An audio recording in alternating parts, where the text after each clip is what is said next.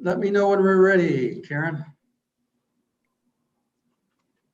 Mary Lee has started you live on YouTube, and we have let Mr. Barron in the room. Great. So the next on the agenda is the county attorneys. Is that right?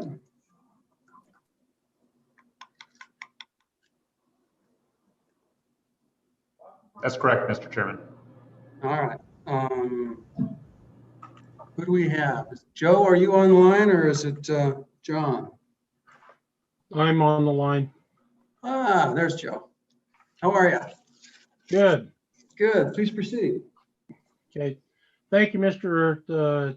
Co-Chairman Nicholas and the members of the committee. My name is Joe Barron. I'm a county attorney in Crook County, Wyoming, in Sundance. And I've been before this board before over the years. And I'd just like to go through a little bit of history because there's some new folks on there that haven't heard from essentially the history of this budget.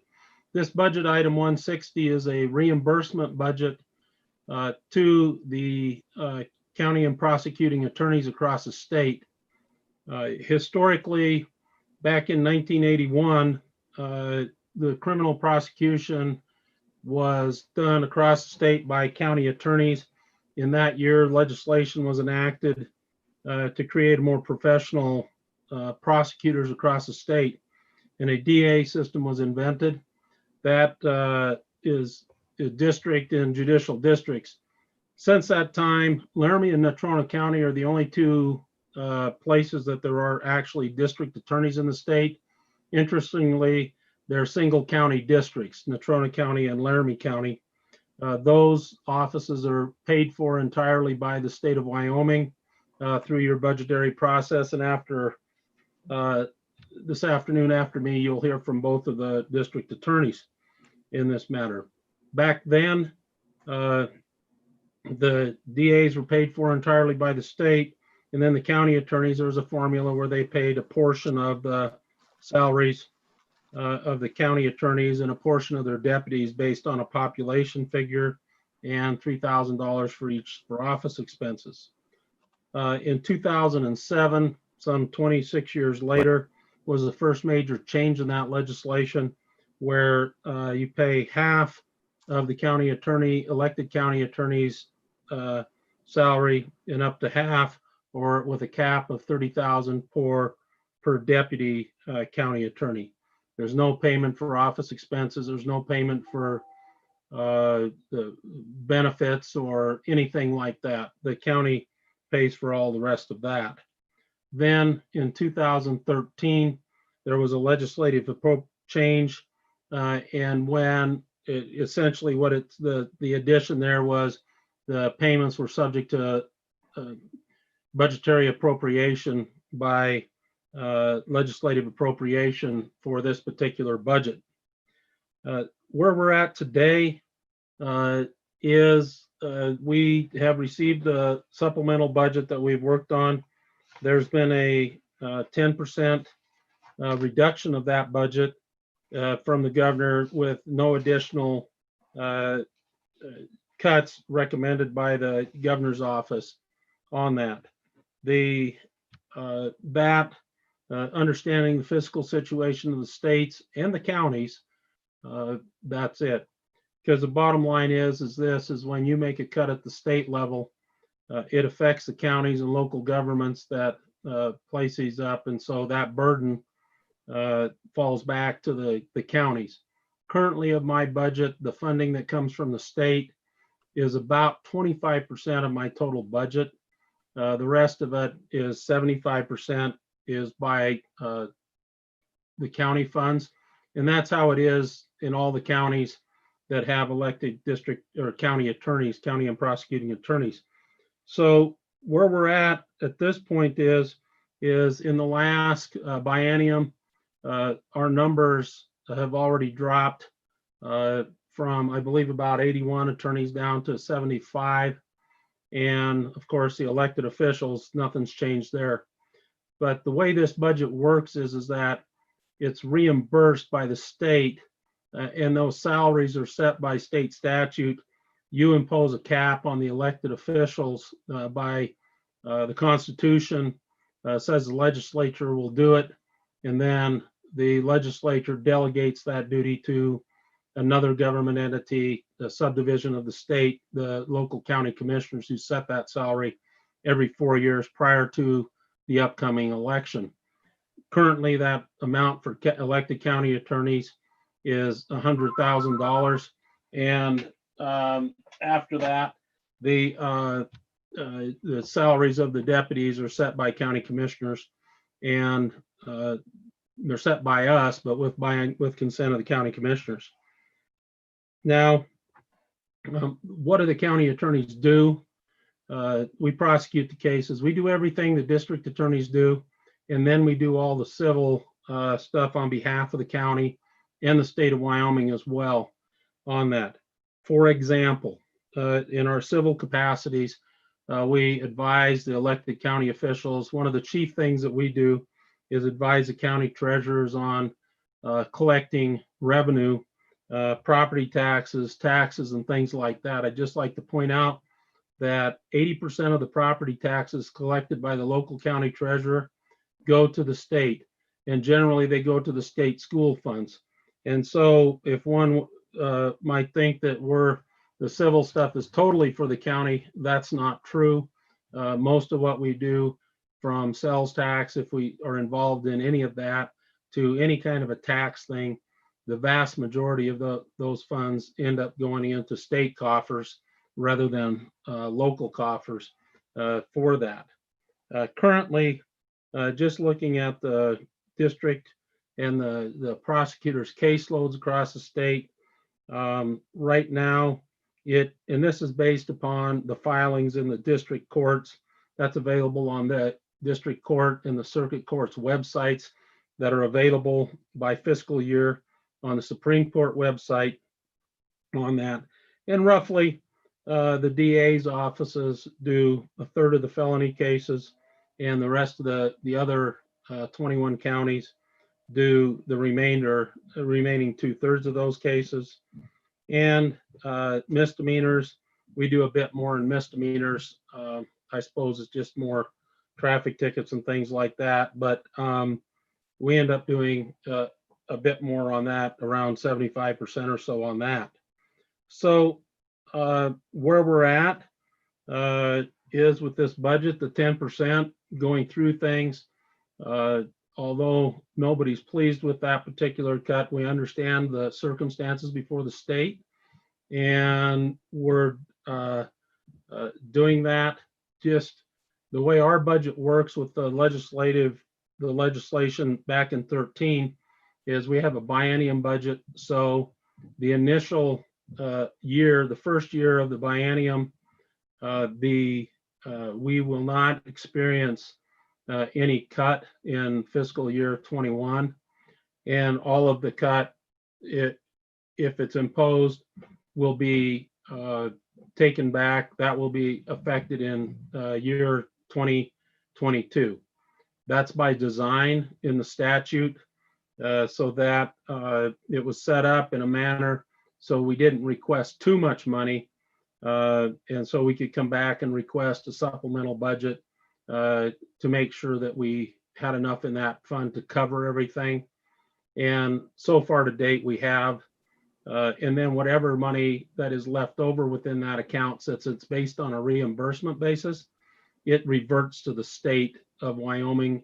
And it's always been the case that there's been some reversionary funds, but at the same time, it's tighter now than it used to be when it comes to that.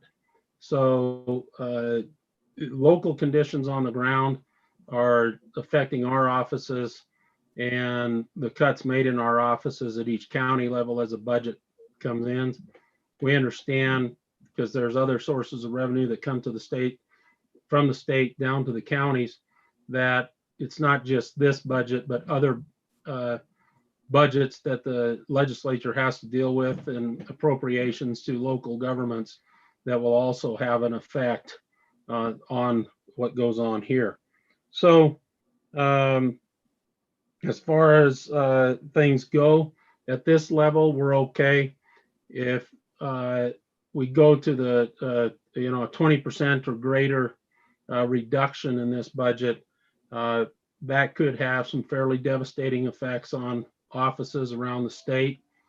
And each county is a little bit different because each county has, different populations, different tax bases, and different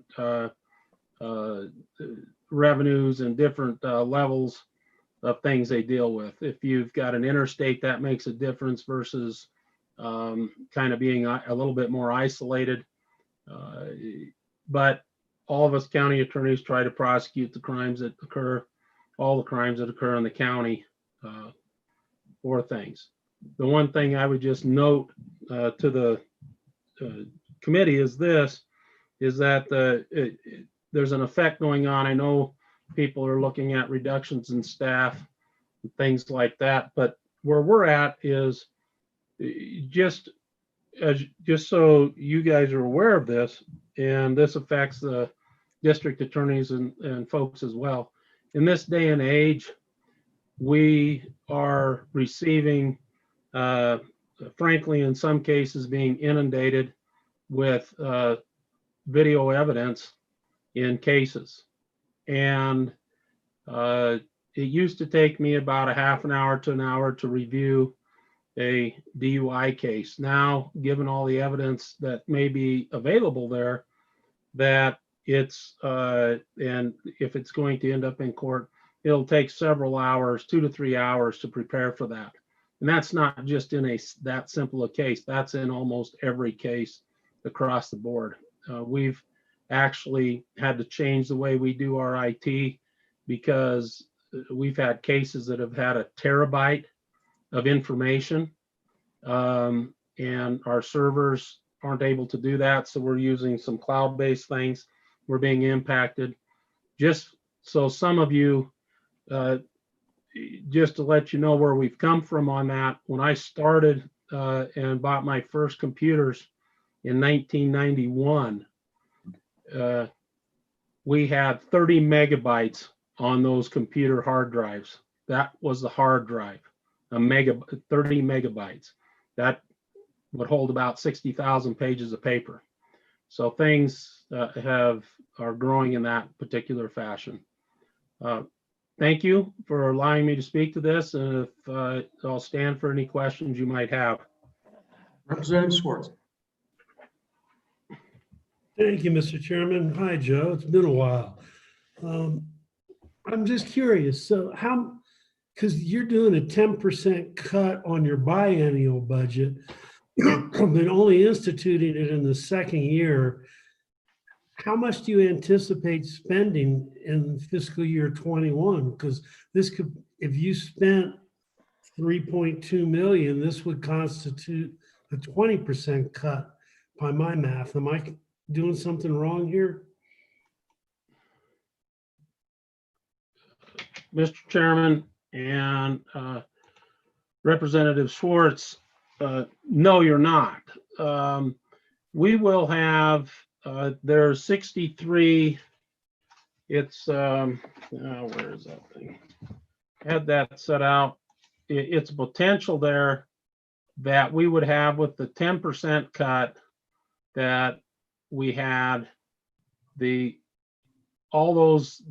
everything will fall in the last year of the biennium on that. So if we take the 633,000 out and we take that there, we will have, in looking at this, my recollection is from the things that I've received, we essentially gave back in last year, over our last year's budget, I believe we reverted, it said was $140,000. So all things being equal, and we have no way of knowing exactly how much we're going to be able to have, because you might have vacancies in office, you might have trouble filling things. we've had some offices where they've had positions that have been open for a couple of years, and they might cut those positions. So we're anticipating that all we can do is use our best guess based on the 75 or so that we ended up with.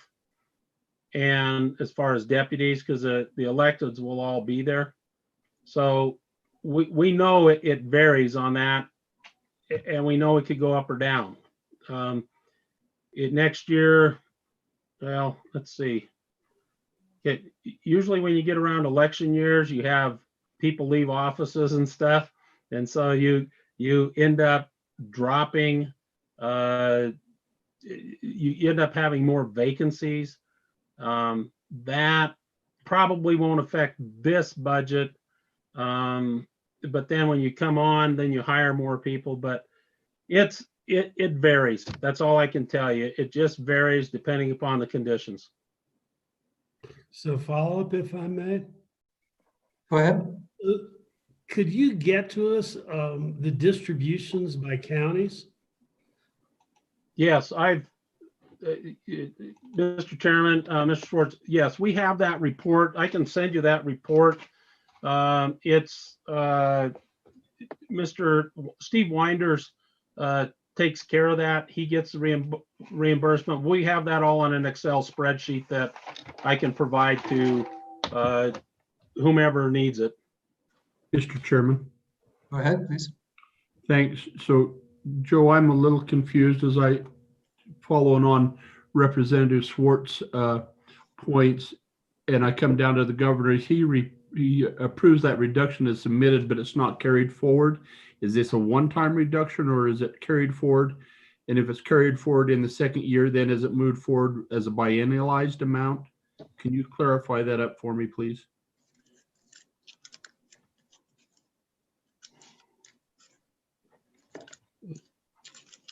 Chairman Nicholas, Representative Larson, my understanding is that fee, that cut of 633,000 is not on an annual basis. That is a biennium cut.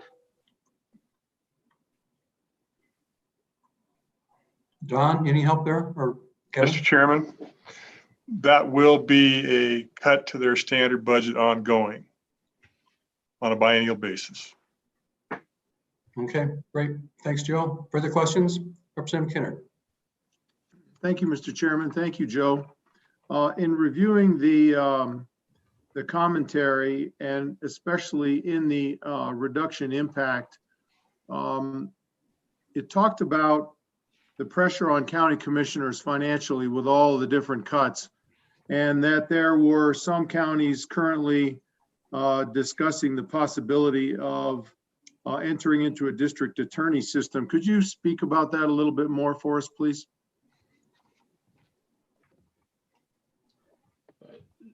Chairman, Co-Chairman Nicholas, Representative Kinnear, under the existing law as it stands, is if all of the county commissioners, a majority of county commissioners in each county within a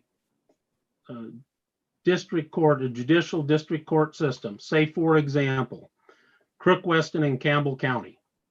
If all three separate boards of county commissioners voted to go into a district attorney system, then they would give the state notice of a district attorney system. And then following that, it would be the state would then take over that system and pay and end up paying for the criminal prosecutors and staffing in each one of those districts, including Crook, Weston, and Campbell County. So the way that's broken down, you have Laramie and Albany County, Albany and Carbon County is a district. You have Sweetwater, Uinta, and the one north of it, not Sublette, the other one. So, and then you have like up in the basin, you have Park, the county, Washakie, Bighorn, and Hot Springs counties. And then you have Johnson and Sheridan County combined. So if you add all that up, if everybody opted into a DA system, roughly given what you spend already on existing district attorneys in the other areas of the state, then you would end up looking at, somewhere between 28 and, 32, $35 million. Obviously, there's economies of scale. If everybody's in one county in one office, it would be much different with some of these other counties, the way they're set up. Because sometimes, like in Fremont County, you have courts in both Riverton and Lander. I know there's like Cameron, Star Valley over in there. They've got another one where they've got like that different system. So I don't know how that would all work out, but it would shift that cost under current legislation. Follow up, Mr. Chairman. Go ahead. So the commentary did say counties are already discussing that possibility. So that would certainly shift costs from shared by the counties now completely over to the state. Then is that correct? Mr. Co-Chairman, Representative Kinnear, those conversations are being had around the state. I know the southeast corner of the state, it's been discussed. Not southeast, southwest corner of the state. That's been discussed because you have such a wide spectrum and some counties that are losing valuation pretty heavily, and then you've got others that are still there. But yes, that's a conversation. And I've been around a while, and this conversation comes up every time we come into one of these financial crises. And this isn't the first with the state, and it won't be the last.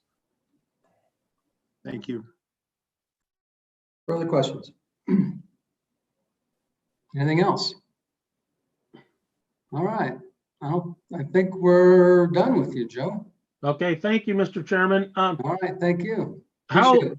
How do you want me to send that information that Representative Schwartz requested? Send it to LSO. Okay, just to. Yeah, okay, yeah. Okay, I will do that. Senator Kinski.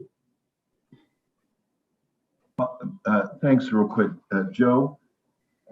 Title 25 is an area where we've made progress in the budget, but we're still kind of over budget.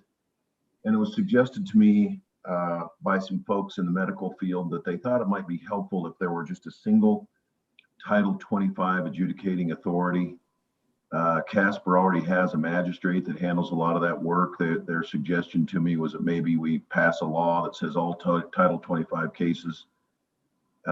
And these folks are not in the legal field. They're under the impression that maybe some of the problems are just coordination, patients moving between counties and county attorneys and prosecuting attorneys' offices. Do you see any merit in looking at something like that, consolidating into a single Title 25 magistrate statewide to adjudicate those cases? And I may be hitting you right out of the blue on it. Chairman Nicholas and Senator Kinski, first of all, people have a right to confront their accusers face to face. And so although that might, well, we're all on TV over the last, 8-9 months here, we've been able to do some of those things. And hopefully a lot of the things that we've learned through the pandemic with video things will help us in the future. But it's not a cure-all for everything. I frankly think the judicial process is the least of the problems within the Title 25. I think that's the least involved in the cost.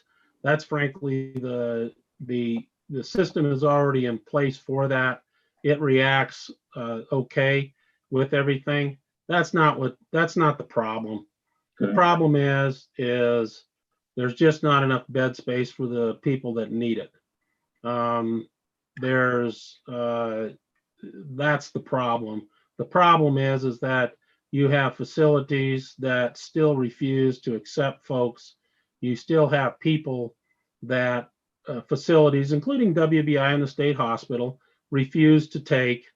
The last person I had, they said there's a 28-bed waiting list, and this was just within the last month at the state hospital. So you couldn't worry about getting them in there because 28 beds were already full. ahead of you. There was a wait, actually, they were full, and there was 28 people on the waiting list in front of you at the state hospital. Luckily, the individual ended up, that's our backup plan. WBI is our other backup plan, and the local facility is there. Luckily, the individual had insurance, and I actually have that on my form now. When officers do a report, we get their insurance information. It's amazing how well that greases a deal to get them into a facility. And we point that out, and I have the officers point that out directly under some federal legislation. They can't refuse if they have that, but it's a problem, and that's the problem. Okay. Mr. Chairman, one quick follow-up. Go ahead. And then Joe, and I don't get a chance to talk to county attorneys like you very often. You've been doing this a while, so I appreciate your patience. The other thing that was suggested to me is I understand from the Department of Health, a third of the beds at the state hospital are people waiting competency assessment to stand trial. And there was a movement some time ago to see if that couldn't be decentralized out to local communities to where a forensic examination could be done by somebody locally, as opposed to sending them down to the state hospital for examination. Generally, there's nothing new under the sun. Is that a familiar topic to you? And is that something that could work, or is that something that's been tried and didn't work before? Chairman Nicholas, Senator Kinski, I think the problem that they have is finding examiners, specialized examiners for forensic analysis. Most of our folks that, I'd have to say, the last few that I've had, they were able to do their forensic examinations via video conference. And this was even before the pandemic. And so they had been utilizing that system. I think that's a great system because and then they make an analysis based on that initial review and things to determine if that person's capable of, they're capable of examining them through that process. So I think everything needs to be on the table to do that. If they had localized people that could get up here and look at things, that would be fine. But normally the folks that I have had that have actually gone to the state hospital, they needed to be there. They weren't just there because they were just sitting around waiting for an examiner to examine them. They were there because they had some serious mental health issues, and frankly, in a lot of those cases, jail's not appropriate for them. But it's also, I think the more creative they get to look at stuff up front and review things, I think that would be good. All right. Thank you. Yeah. So Senator Kinski, and Lloyd knows this numbers a lot better than I do, but I can tell you that 1/3 of the people aren't there waiting for exams. That's not even close to what's there. I'm just telling you what I was told on the phone. I might have misunderstood, but because I had a conversation with them about those exams and decentralizing it. So. Okay. Further questions for Joe? Thank you, Joe. Appreciate it. Thank you. Thanks for allowing us to appear by video. It's one of the good things about the pandemic. It saves us all a lot of time and mileage. All right. Next on the list, we've got District Attorney, District 1. Mr. Chairman, are we going to talk about those bills? Oh, that's right. I'm sorry. We're going to do the bills first. Hold back, Leon. So we've got 3 bills on the list. We've got the Veterans Tax Exemption, Wyoming Medical Review Panel Act repeal, and the Public Officials Salary. So what I've suggested we do, how many senators we got who are available to vote or give a position? So my inclination, first of all, Looks like we have 4. Yep, we got Agar, Agar, Bebout, Hicks, and Kinski. So my first thing that I want to do is just superficially have a discussion about all three of them and decide which ones we want to even take up as a committee bill at this time. Because I think that will shorten part of our conversations. The first one, and then we'll discuss each one, but let me just give you a general outline of what I'm going to suggest. With the veterans tax exemption, I think we should take that up. I think that bill needs to be worked. It's going to take some committee work. And as a result of that, I think that's something that we should take up starting in January when we can reconvene and in having committees and maybe form a subcommittee to meet to work that bill a little bit, because it'll take, my guess is 2 or 3 renditions and 3 or 4 hours of real work to work that bill. But it's a fairly significant sum at the end of the day, and it's a worthwhile endeavor from my standpoint. So my question is, I want to get the feedback from the committee if you would concur with that type of a procedure for this particular bill. And remember, this is the one that it's part of the treasurer's budget reductions. He wants 10% plus 10% over the, of the out of his number 2 and number 3 level cuts, which represents roughly combined about $2 million or $1.6 million out of those benefits. So what I'd like is, let's initially just do a show of hands on who wants to take up this bill and work it.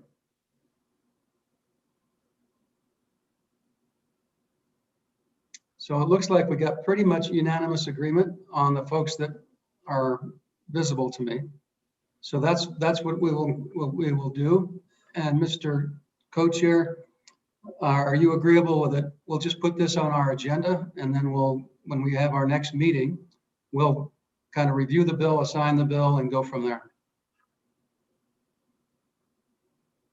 Okay, so that's our plan for the veterans tax exemption. Next is the repeal of the Wyoming Medical Review Panel. To me, this is a no-brainer. The only real issue is it a JAC bill or a or judiciary, but it's a pretty simple bill. I think it will take us basically half an hour to work the bill, to review it, and to kick it out. So we can do that very easily the next time that we meet.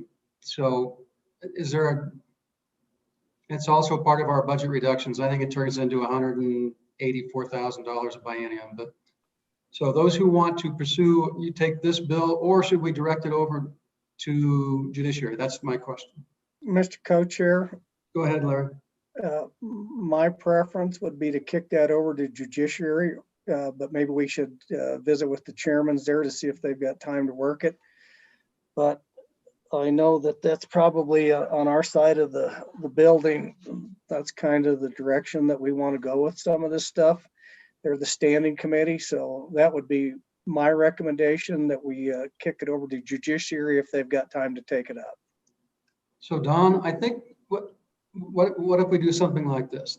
Let's refer it to the judiciary with a recommendation that, or just acknowledgement that we support the concept. And if they have time to work the bill once we reconvene after January 12th on those the first interim pre-session committee meetings. We have our chairman here. Yeah, Jared. Jared, you good with that? Mr. Chairman, I am. Yeah, I will have to get with Senator Nethercott for certain, but there was a pretty decently hefty bill load from the interim, but in my review of those bills, there's some work to be done and some that may have to be worked pretty hard to see the light of day. So I think we will have some extra time is my guess, because I don't think all those bills are going to press on the way they were. Okay, so that's what we'll do, Don. Okay. Correct. Mr. Chairman, if I'm understanding correctly, this would probably take the form of a letter with the That's bill. fine. Okay, thank you. Okay, then the last bill we have is the public official salary. Don, I'm not sure how this bill got here. And apparently this bill has already been reviewed by judiciary. Is that correct? So Representative Stith is shaking his head. Yes, Mr. Chairman, a version of this bill was, considered by the Judiciary Committee twice during the interim, both at the June meeting and I think again at the most recent October meeting, and it failed both times. So I think the sponsors of it, those in favor of it, are trying for a third bite at the apple here. So what this bill does is basically increase the salaries for county attorneys. My inclination, I'm just gonna take a straw poll. I don't think we ought to take the bill up. Don? Just to be clear, this decreases, does not increase, it decreases the salaries. The two district attorneys were both subject to the furlough, which is a 5% cut. And there was some question raised as to whether or not a furlough could be applied to a statutorily established salary. And that's the reason why it's coming before your committee. It does not increase the salary. Well, there was a blank line on it. So I got the impression they wanted that increase, but not. So when I read it, I don't understand how that takes care of that issue as drafted. Well, Mr. Chairman, it would allow for and it would be forward looking, from January 2023. And I asked Anna to join the conversation, the drafter here, but it would be prospective, establishing a new salary for the district attorney. Both of them, I believe, were subject to, both of them, meaning Laramie County and Natrona County attorneys, were subject to the furlough budget reduction. So is this only addressing district attorneys or county attorneys? Mr. Chairman, that is correct. Only district attorneys, only two positions. Go ahead, Anna. Thank you, Mr. Chairman. Dawn is correct. It would modify the salary for district attorneys, but we left that number blank for the committee's consideration. I would just note the staff comment that while it doesn't change the county attorneys and prosecuting attorneys' salary, it does change their max salary. And you can see that on the staff comment on page 2.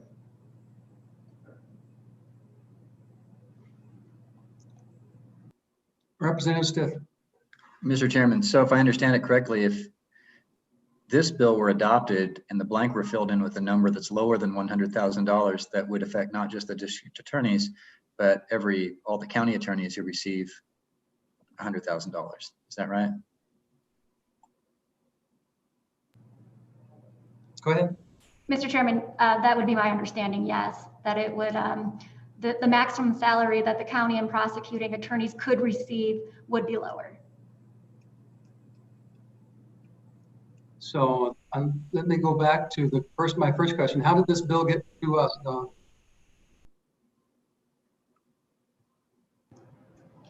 It was raised in the agency budget reductions, and I'll try to find out exactly whether that came through the budget department or the district attorneys themselves. I don't have that at my fingertips. So let me take a show of hands. Who wants to address this bill between now and March, April, or May in JAC? So I think that answers that question. I mean, if there's another reason that comes up to justify it, fine. But at this point, I don't think we plan to work the bill. We might have, we'll see. We've got 2 DAs coming up. They can talk about it, but that's where we'll go from now. Okay, Don?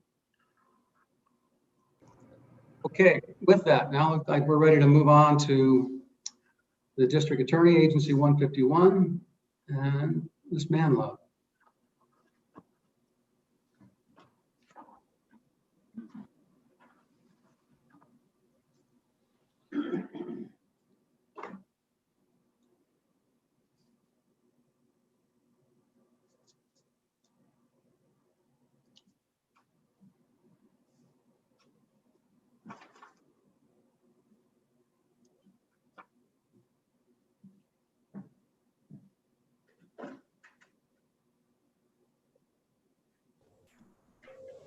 Mr. Chairman, we have went ahead and brought Manlove in. She, I believe, should be ready to go here in just a moment. Yeah, I can see her. Welcome. Mr. Chairman, thank you. Are you able to hear me all right? We can hear you fine. Just please proceed. Welcome. Thank you. I do want to let the chairman and the committee know there are two members of my staff here in the conference room with me. Amanda DeSelms is the office manager, and she works closely with the budget analysis division for our fiscal paperwork, and Caitlin Harper, who is the deputy district attorney in the office. My understanding, and please correct me if I'm wrong, is that the chairman's preference is that I just jump right into the budget book? Yes, please. Okay. I know from listening to some other agencies that Representative Summers had asked the same question, which is, why did you cut in the areas that you did? So I thought that I would start there. Very simply, about 90% of our budget is spent on payroll. And so we still have to pay our operating bills, utilities, paper, copying, that kind of thing. Another example of a bill or of a cost that we really cannot reduce is that every time we have a homicide case, we have to have a forensic pathologist testify as an expert as to the cause and manner of death. Our forensic pathologist costs us $5,000 per case. Right now, we have 6 of those cases. And so anticipating that we're going to go to trial, obviously we couldn't cut very much in the 900 series. The district attorney's office doesn't have non-essential employees. We've continued to work as we always have, just like the courts have. We have made some accommodations because the courts allowed by virtue of order for us to appear by video conference. But really the only place where we can make significant cuts is in the 100 series. So if I could ask everyone to turn to page 3 of the budget book. If you go to column 3, you'll see our step 2 COVID reductions. Our proposal was a reduction of 10% or $439,950. That would have required that every employee furlough for 3 days per month. It quickly became apparent that that just was not going to work. And so I'll talk a little bit more about that on the next page. But also on page 3 under column 4, you'll see our step 3 COVID reductions. That amount is 0. This does not mean that we didn't submit step 3 reduction proposals. We did. But it's my understanding that the analysis from Governor Gordon and his staff was that the DA's office could not run a viable operation with the step 3 reductions that we proposed. Essentially, what we told the governor's office is that with step 3 budget cuts, we would only have the manpower to prosecute violent felonies.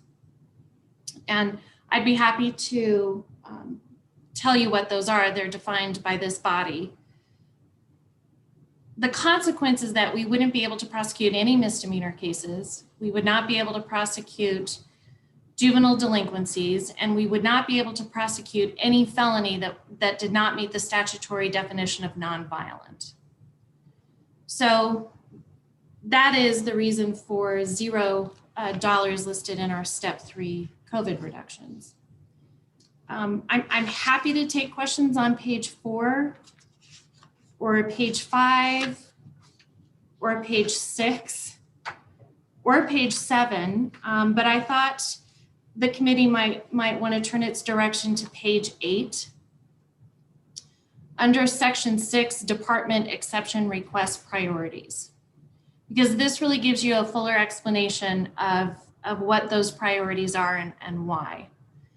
Priority number one, that was the original proposal we submitted for 3 furlough days for every employee per month. The governor recommended, and we are asking that this be reversed because we can't make that work. The governor determined that we could not function at an acceptable level while furloughing all employees 3 days per month. So he recommended approval of this exception request. Instead, what we're asking is that the committee look at priority number 2 and priority number 3. Priority number 2 is 1 furlough day per month for the staff. It's a total of $117,001. The governor recommended this reduction. We agree with it, we implemented it, and we would ask for the committee's favorable consideration of that. For priority number 3, it's listed as reduction of the BLG08 position. That is the number that corresponds with the legal assistant. So that position is a total of $152,095.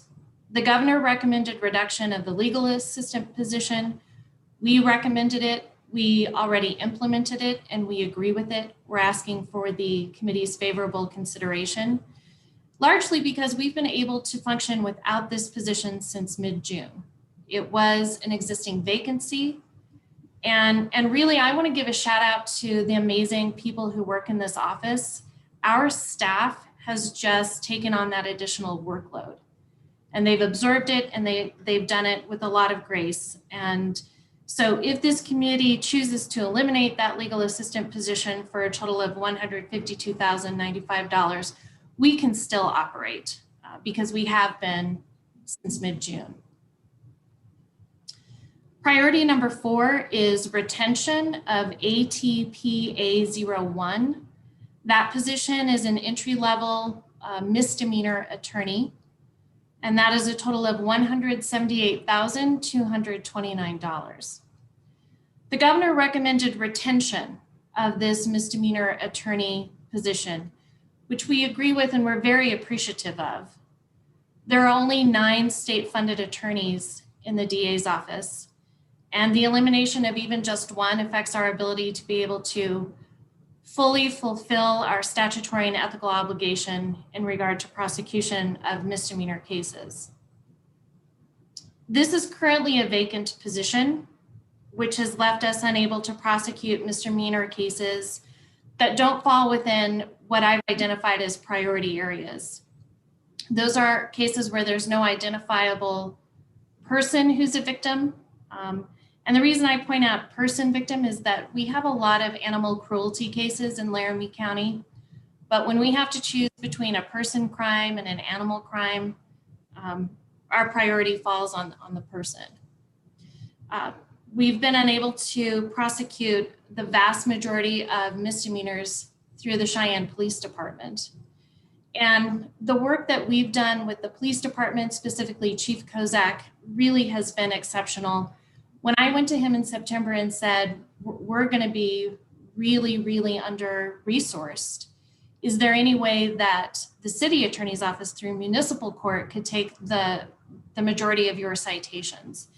And another shout out to City Attorney Mike O'Donnell. He and his staff stepped up and they worked with your former colleague, now Judge Ross, and the police department. And so we've really seen a lot of help through that. They have taken a significant number of our misdemeanor cases that ordinarily would have been cited through circuit court. We also have been unable, because of this vacancy, to charge certain low-level drug offenses. For example, a first-time possession of a controlled substance. And because this is streaming live on YouTube, I don't want to provide a laundry list of cases that, we're just not able to charge right now. But a lot of traffic offenses, game and fish violations, those are all misdemeanors. So it's a really broad spectrum of offenses. This funding was part of our proposed step 2 reductions, but the governor's office did not require that we implement the cut. So you'll see in your budget book, the governor denied this request as submitted because we had asked to add the money back in, but it was never really taken away.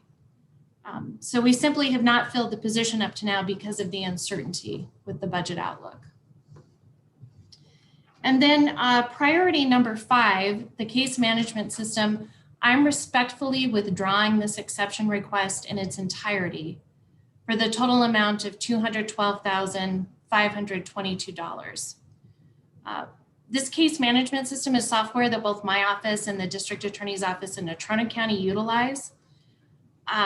You'll note that it was not recommended by the governor's office. You'll see that reflected if you turn to page 16 and you go under the governor's recommendations section.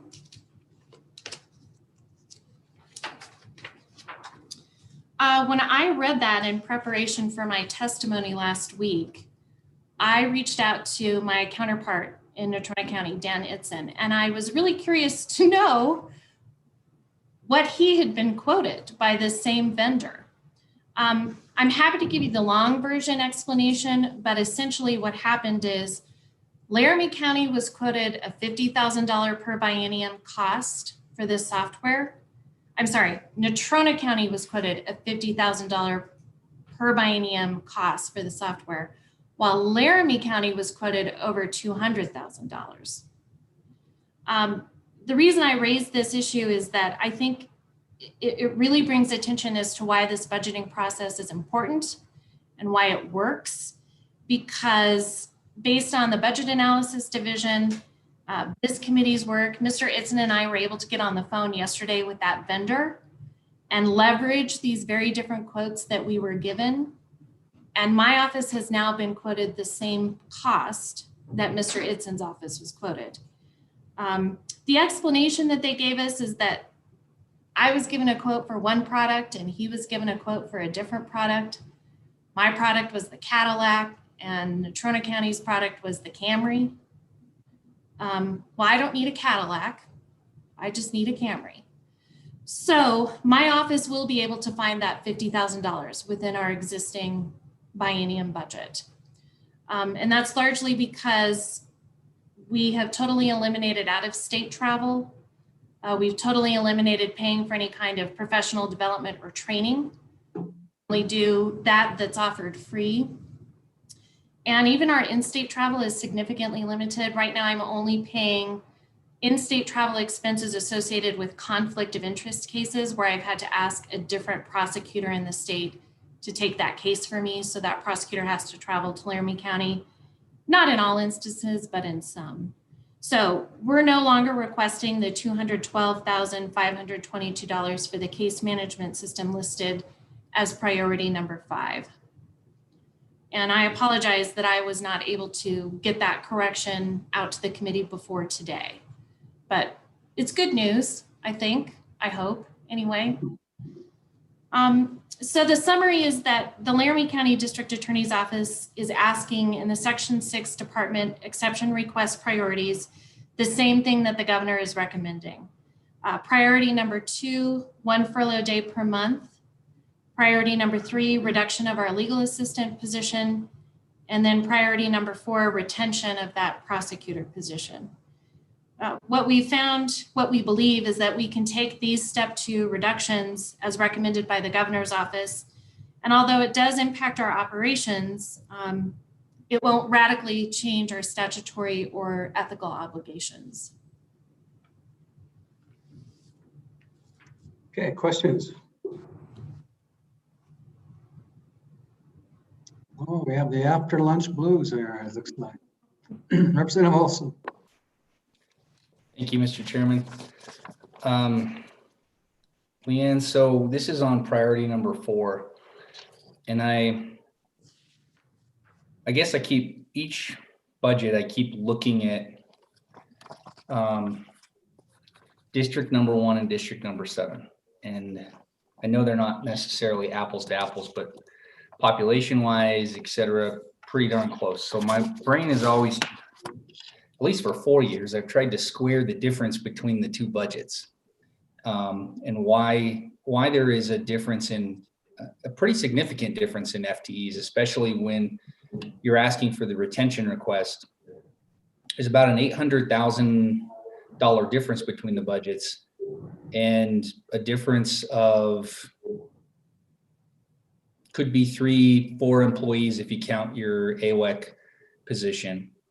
So help me, and it sounds like you do, I mean, over the years, you've probably coordinated quite a bit with Natrona County on, and I'm sure you guys have talked about how each other run offices. So just trying to figure that out. Is it tremendously different caseloads? Is it the type of cases, misdemeanors versus felonies? Is it just simply how you guys structure your office with more assistants versus more attorneys? What makes an $800,000 difference between cities of virtually the same size and a difference of 3 or 4 employees?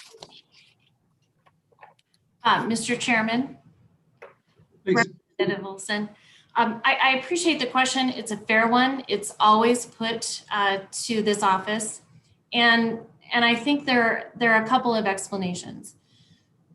I can't speak to the caseload that the 7th Judicial District, Dan's office has. I can speak to mine.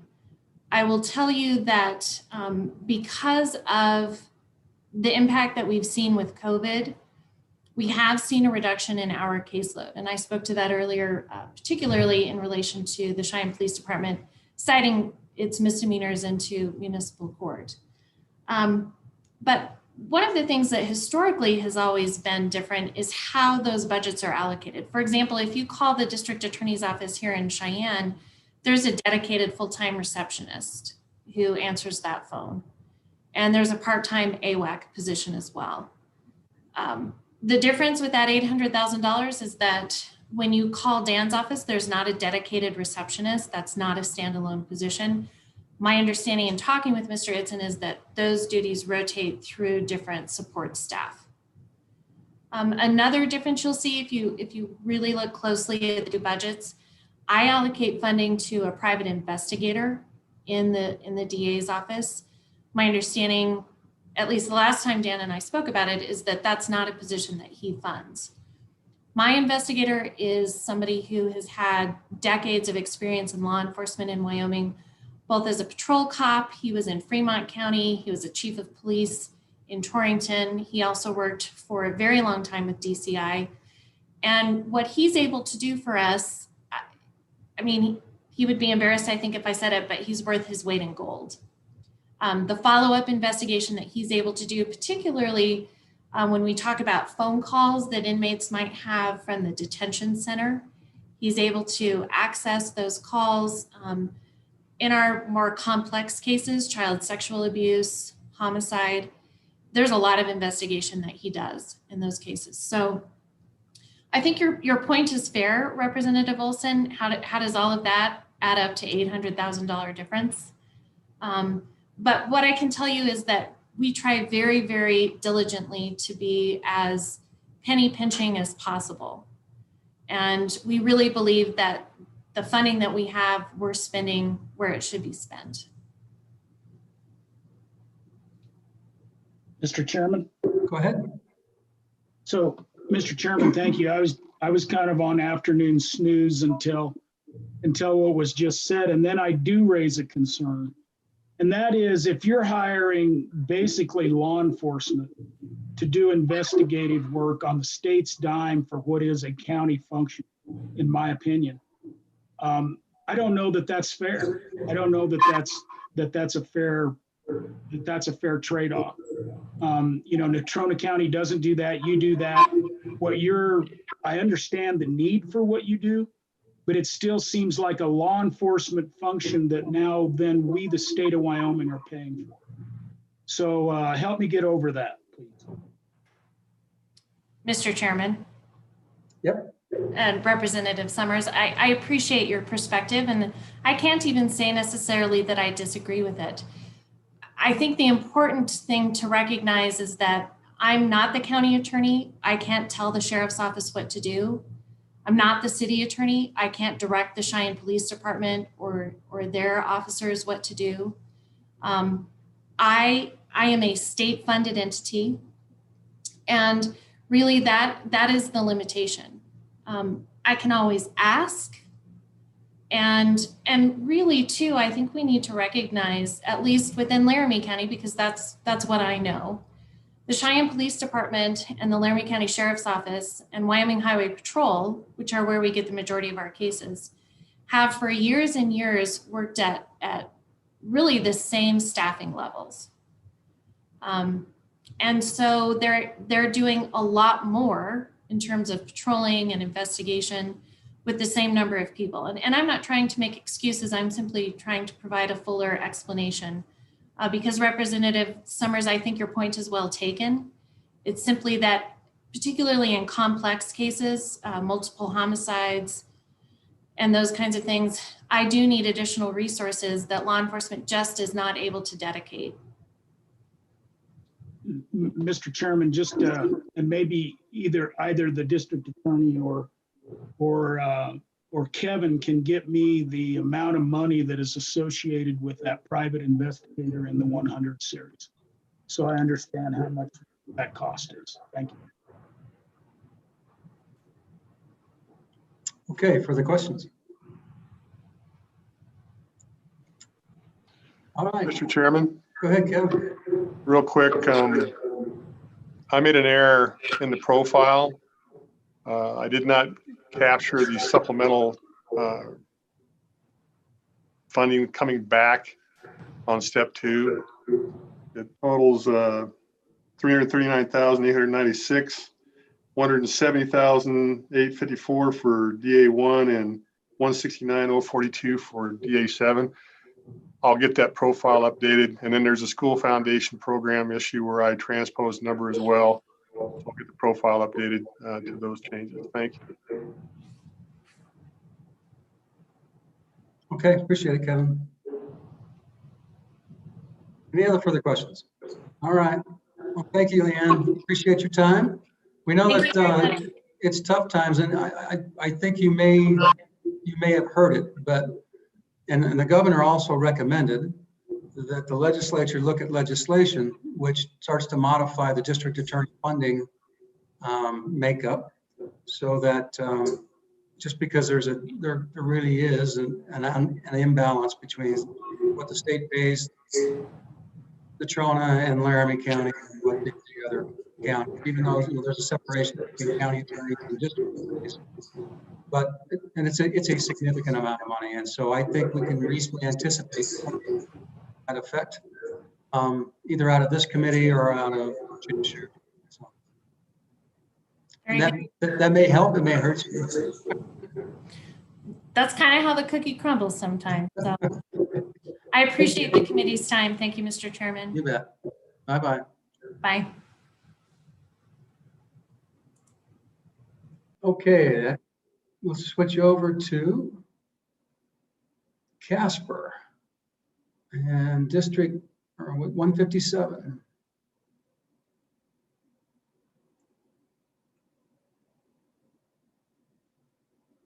So Dan, are you up?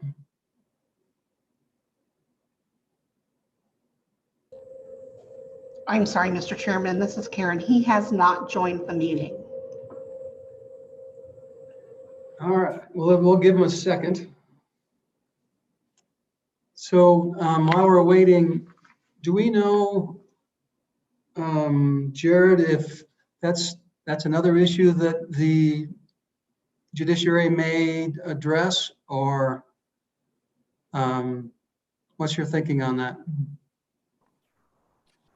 Yeah, absolutely, Mr. Chairman. I think that would be the one thing I guess I'm a little unclear of, and maybe we'll get better direction, is there was an idea being tossed at some point that Management Council would consider that during our interim standing committees would be able to bring up, extra topics that address budget issues.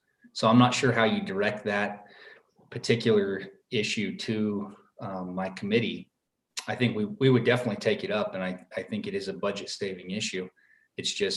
It's not on interim list, so I'm not sure how to proceed with it. Yeah, I think that, Don, let's do a letter from us, that the governor mentioned it in the budget, that we think that this is probably more appropriately with the judiciary, and recommend that it be added to their agenda on their interim.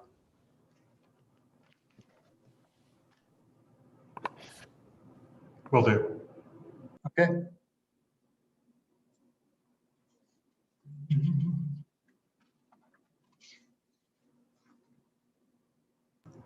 Mr. Chairman, we can take, if you want to take a quick break. It looks like we're quite a ways ahead of schedule now, so we'll probably have to call these folks up and see if we can reschedule them a few hours earlier now. Okay, let's do so. Let's take a 10-minute break. We'll come back at 2:50.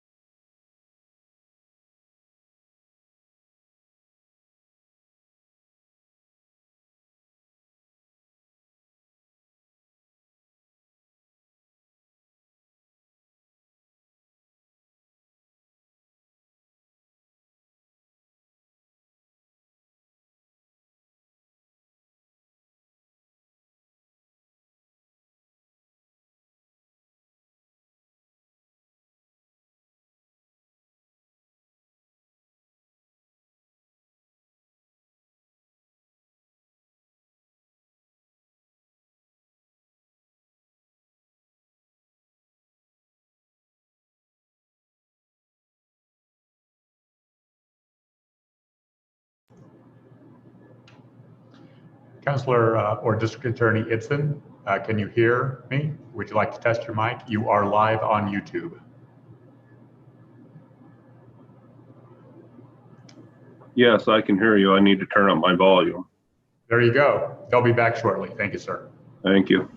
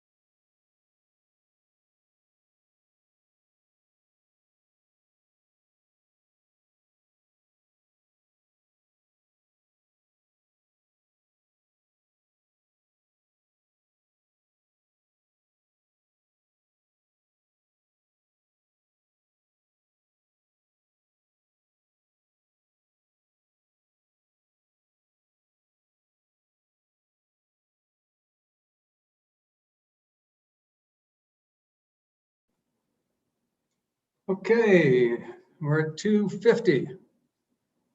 Dan, welcome. Are we all on board?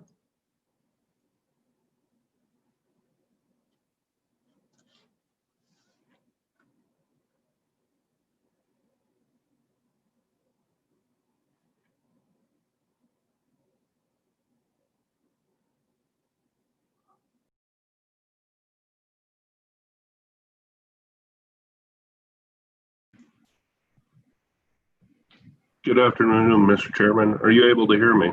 Yes, I can hear you fine, Dan. I am having some issues hearing you, but I'll try to do my best. Okay, Dan, you have the floor. Please proceed. Thank you, Mr. Chairman, members of the committee. My name is Dan Itzen. I'm the district attorney here in Natrona County, Wyoming. We, like other state agencies, were asked to propose the first 10% cut on page 3 of our budget book. That totaled roughly $438,000. And to back up a little bit, about 95% of our budget is payroll. So when we started talking 10% cuts, obviously it meant people.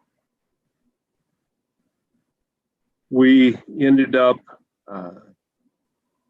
essentially having a rehearing, so to speak, I guess words in the attorney field, about keeping one of the attorney positions. And that is on page 3, the supplemental request in column 5. The governor did agree with our request to keep that position. The 2 positions that were riffed for us were a legal assistant position as well as a receptionist position.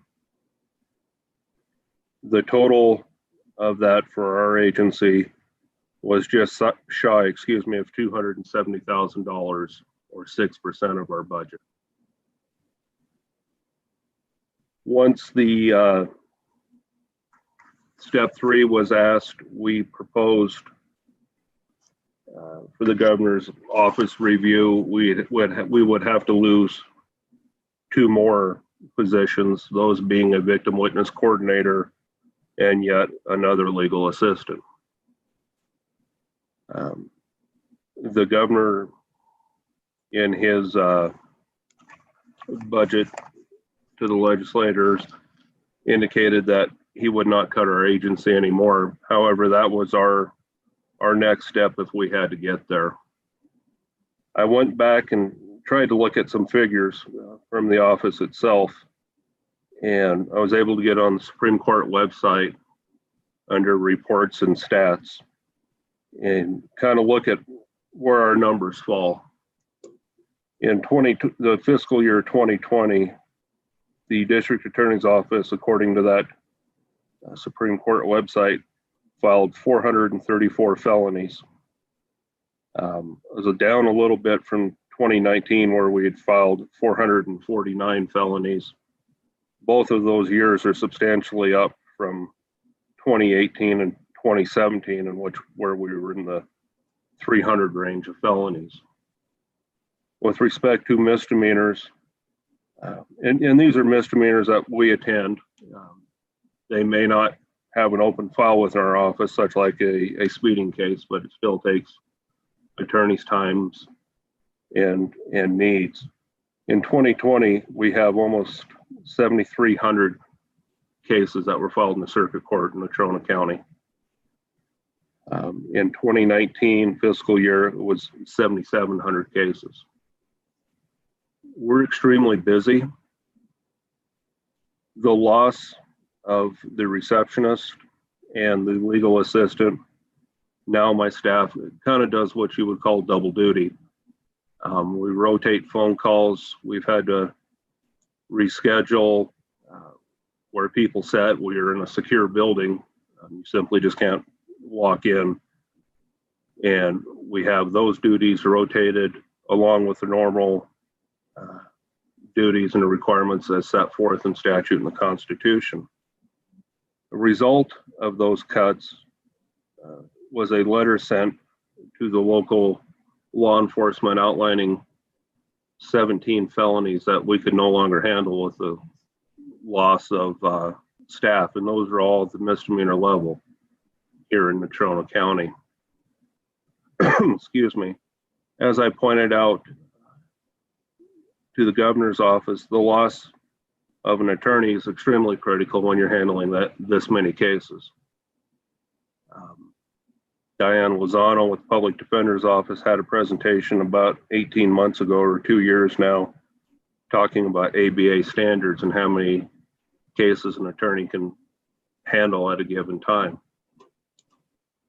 I think we're extremely above those standards, excuse me. The loss of the attorney position, much like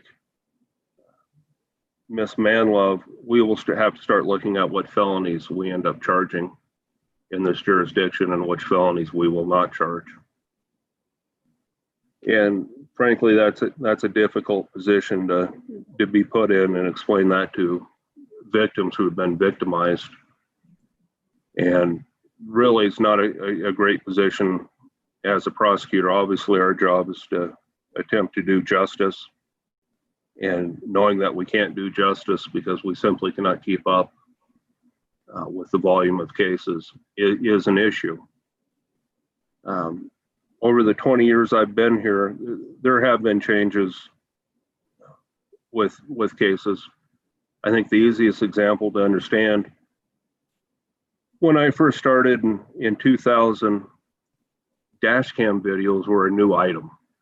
Oftentimes in a DUI, you would get a report, some test results, and maybe a dash cam video. And that progressed to each agency has dash cam videos. 20 years later, it's not only dash cam videos, it's body cam videos. Your 1 or 2 sheets of paper have now gone to 50 sheets of paper. And you have in the neighborhood of 7,000 cases to keep all that straight and get discovery to defense attorneys and do those things. So what we see is a lot greater in breadth and scope than we did some years ago. Also, seems to me an important fact is, in today's world, these cases never seem to be done. I know we have a couple of defense attorneys, and I think they'd probably share the same sentiment. In fact, I'm getting prepared for what we call a clean hearing, or was the defense attorney competent in a murder case that I tried some 18 months ago. So it's not a case you simply, once you're done, you put the file away and go back. We seem to be continuing to relitigate a multitude of cases on very different issues. The one thing I did for the committee is pick one case that this office tried back in fiscal year 2019, just to see what our expense was with regards to experts. My figure came out to $7,550 for one pretty involved felony case, but nonetheless, just one case. When we deal with small budgets, such as the district attorney's budget, cuts are substantial. Even the first 6% cut we received was something that overwhelmed a lot of people, and frankly, we had to make adjustments. I've told the story several times now that our circuit court saves us paper clips, so we don't have to purchase paper clips. We go over there and get used paper clips about once a week or once every 2 weeks as a way to save money. That's where we're at, frankly, with regard to this budget and attempt to save money. I would be happy to answer any questions. I'm not sure I can hear very well, but I will try. Questions for Dan? Representative Stitt. Mr. Chairman, Mr. Itzen, thank you. It sounds like you do run a tight ship up there and you're very busy. Is there a standard, 2 questions, I guess. One is, do you have a standard metric for how many hours of attorney time you expect per felony case, and how many hours on average you expect for a misdemeanor case that will require attorney time? So that's one question. And the other is just the observation. I sympathize with you about the dash cam video. To the extent that I do criminal defense, say DUI, I run into that too. But it seems like there's also a certain efficiency about the dash cam video as well, and the body cam video, is that it reduces the amount of room to dispute what happened. So it seems like watching the video is time consuming, but it seems like on the back end, you might have fewer trials because there's less dispute about the events. Mr. Chairman, Representative Stith, thank you for the question. With respect to how much time you put in on a felony case, I think that there are a couple of things that go into that. One, depending on what type of case it is. Obviously, the more substantial or serious felony, I think probably the more time you spend.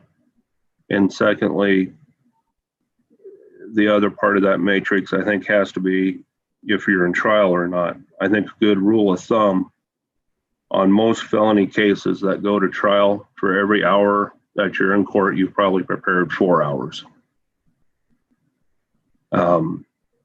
I think with murder cases and experienced attorneys and those things, those numbers will probably still be about in that same ballpark.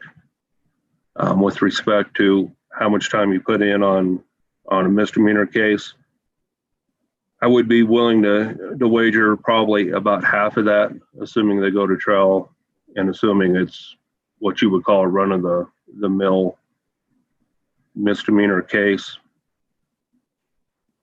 And I think a lot of that comes with experienced attorneys and experienced prosecutors that have seen issues and may not have to put the time in researching and studying the issues.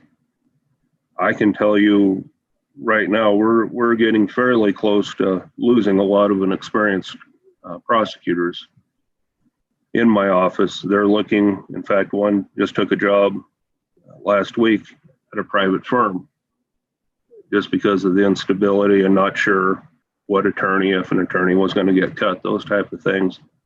He had been with us about 6 years. We can keep up hiring kids out of law school, but about that 6-year mark is where we seem to lose those individuals pretty regularly. Senator Stith, I apologize, but I don't recall your second question. Mr. Chairman, that's okay. But Mr. Isson, it sounds like, I guess you don't know how many hours your attorneys typically spend on a felony case. I understand every case is different, but if you're doing thousands of cases over the course of 5 or 6 years, it seems like there would be an average. Mr. Chairman, Representative Stith, I think for every hour in a felony case that you're in a jury trial, you spend 4 hours preparing. The average jury trial here is probably a 3-day event. So I think your number would be that, sir. Unfortunately, my math skills on the fly probably aren't all that great, but that's the time that you're putting in. Obviously, larger cases take more than the 3 days, and they're scheduled as such.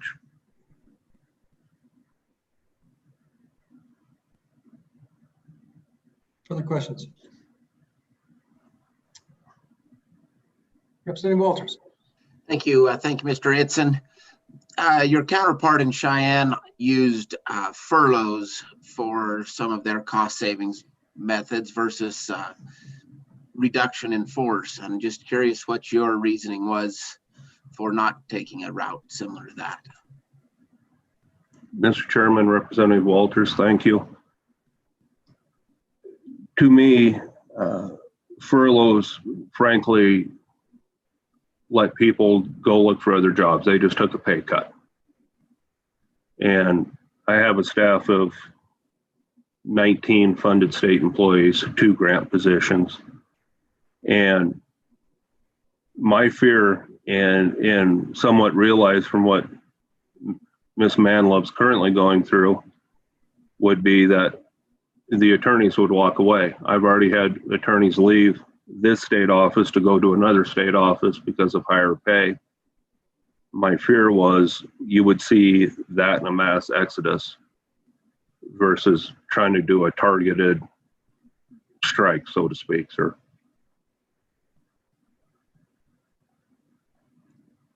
Okay, further questions? I don't see any more, Dan. I think we're convinced. Yes, sir. All right. Okay, thanks. Thank you, Mr. Chairman, members of the committee. We're moving right along, folks. I think we've only got one more to go. The public defender, it's Diane Lozano. Hello, Diane. Okay, please proceed. Everybody ready? Thanks. Thank you, Mr. Chairman, members of the committee. You bet. See you, Dan. We're moving right along, folks. Good afternoon, Chairman Nicholas, members of the committee. You can hear me okay, I assume? Yep, we hear you fine. Okay, thank you. I think I would just introduce myself first. I'm Diane Lozano. I'm the director of the Office of the State Public Defender. I've had the pleasure of being in front of this committee a number of times. And I hope that I can give you a presentation that makes sense and am able to answer your questions. Just by way of summary, I would say that the budget cuts that are before this body and that the governor recommended were cuts that we made with the hope that we could continue to function on a daily basis. But as you may know, the Public Defender's Office ability to function is dependent upon variables outside of our control, increasing caseloads, capital case charges, turnover from our attorneys, particularly in certain jurisdictions like Campbell County, and then hoping that our in-house 20-year-old database continues to survive. But saying that, we are hopeful that if this committee were to accept the recommendations of the governor across the board, that we would continue to survive, if you will, absent any changes in circumstances. On page 6 of our budget book is our list of priorities. Of course, the first priority to the 5th priority, meaning the first priority we can live with the most, and the 5th gets a little bit more dicey. Our first recommended cut was we had finally decided that we needed to go get money for a new case management system.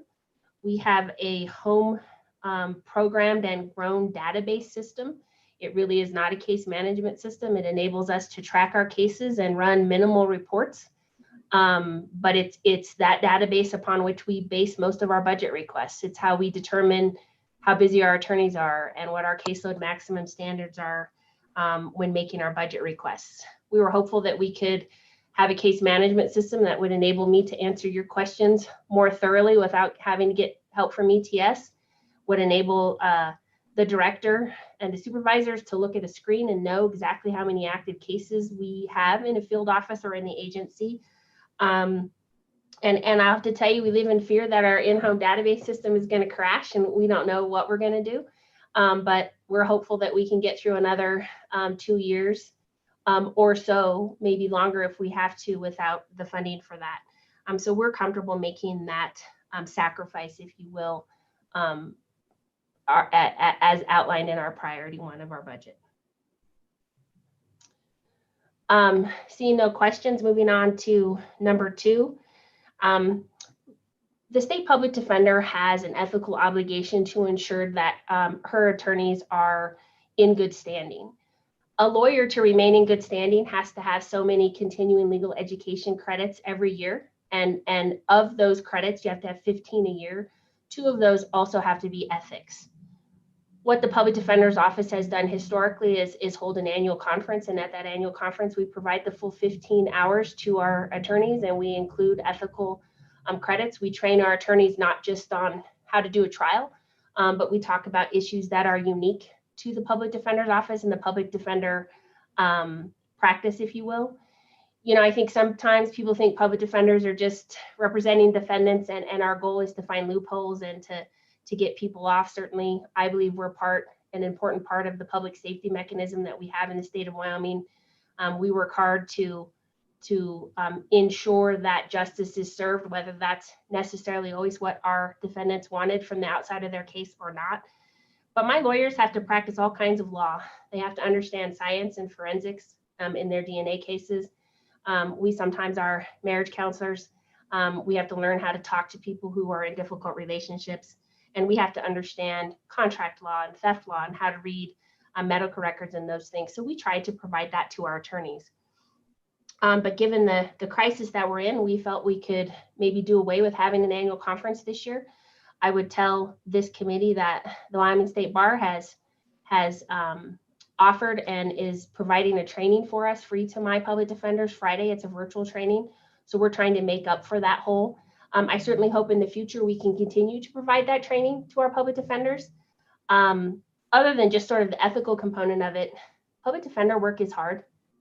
We are sometimes the lone wolf against a pack of rightfully angry citizens and alleged victims and systems, if you will. So sometimes that conference is a way for us to get together and bond and sort of do our war chants and get pumped up and primed to continue to do our work. Diane, this is just a one-time reduction? It is. In my notes, I said, no way can you get rid of this, but if it's only one time, I think it's probably all right.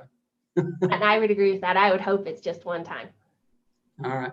Mr. Chairman, thank you. On to priority number 3.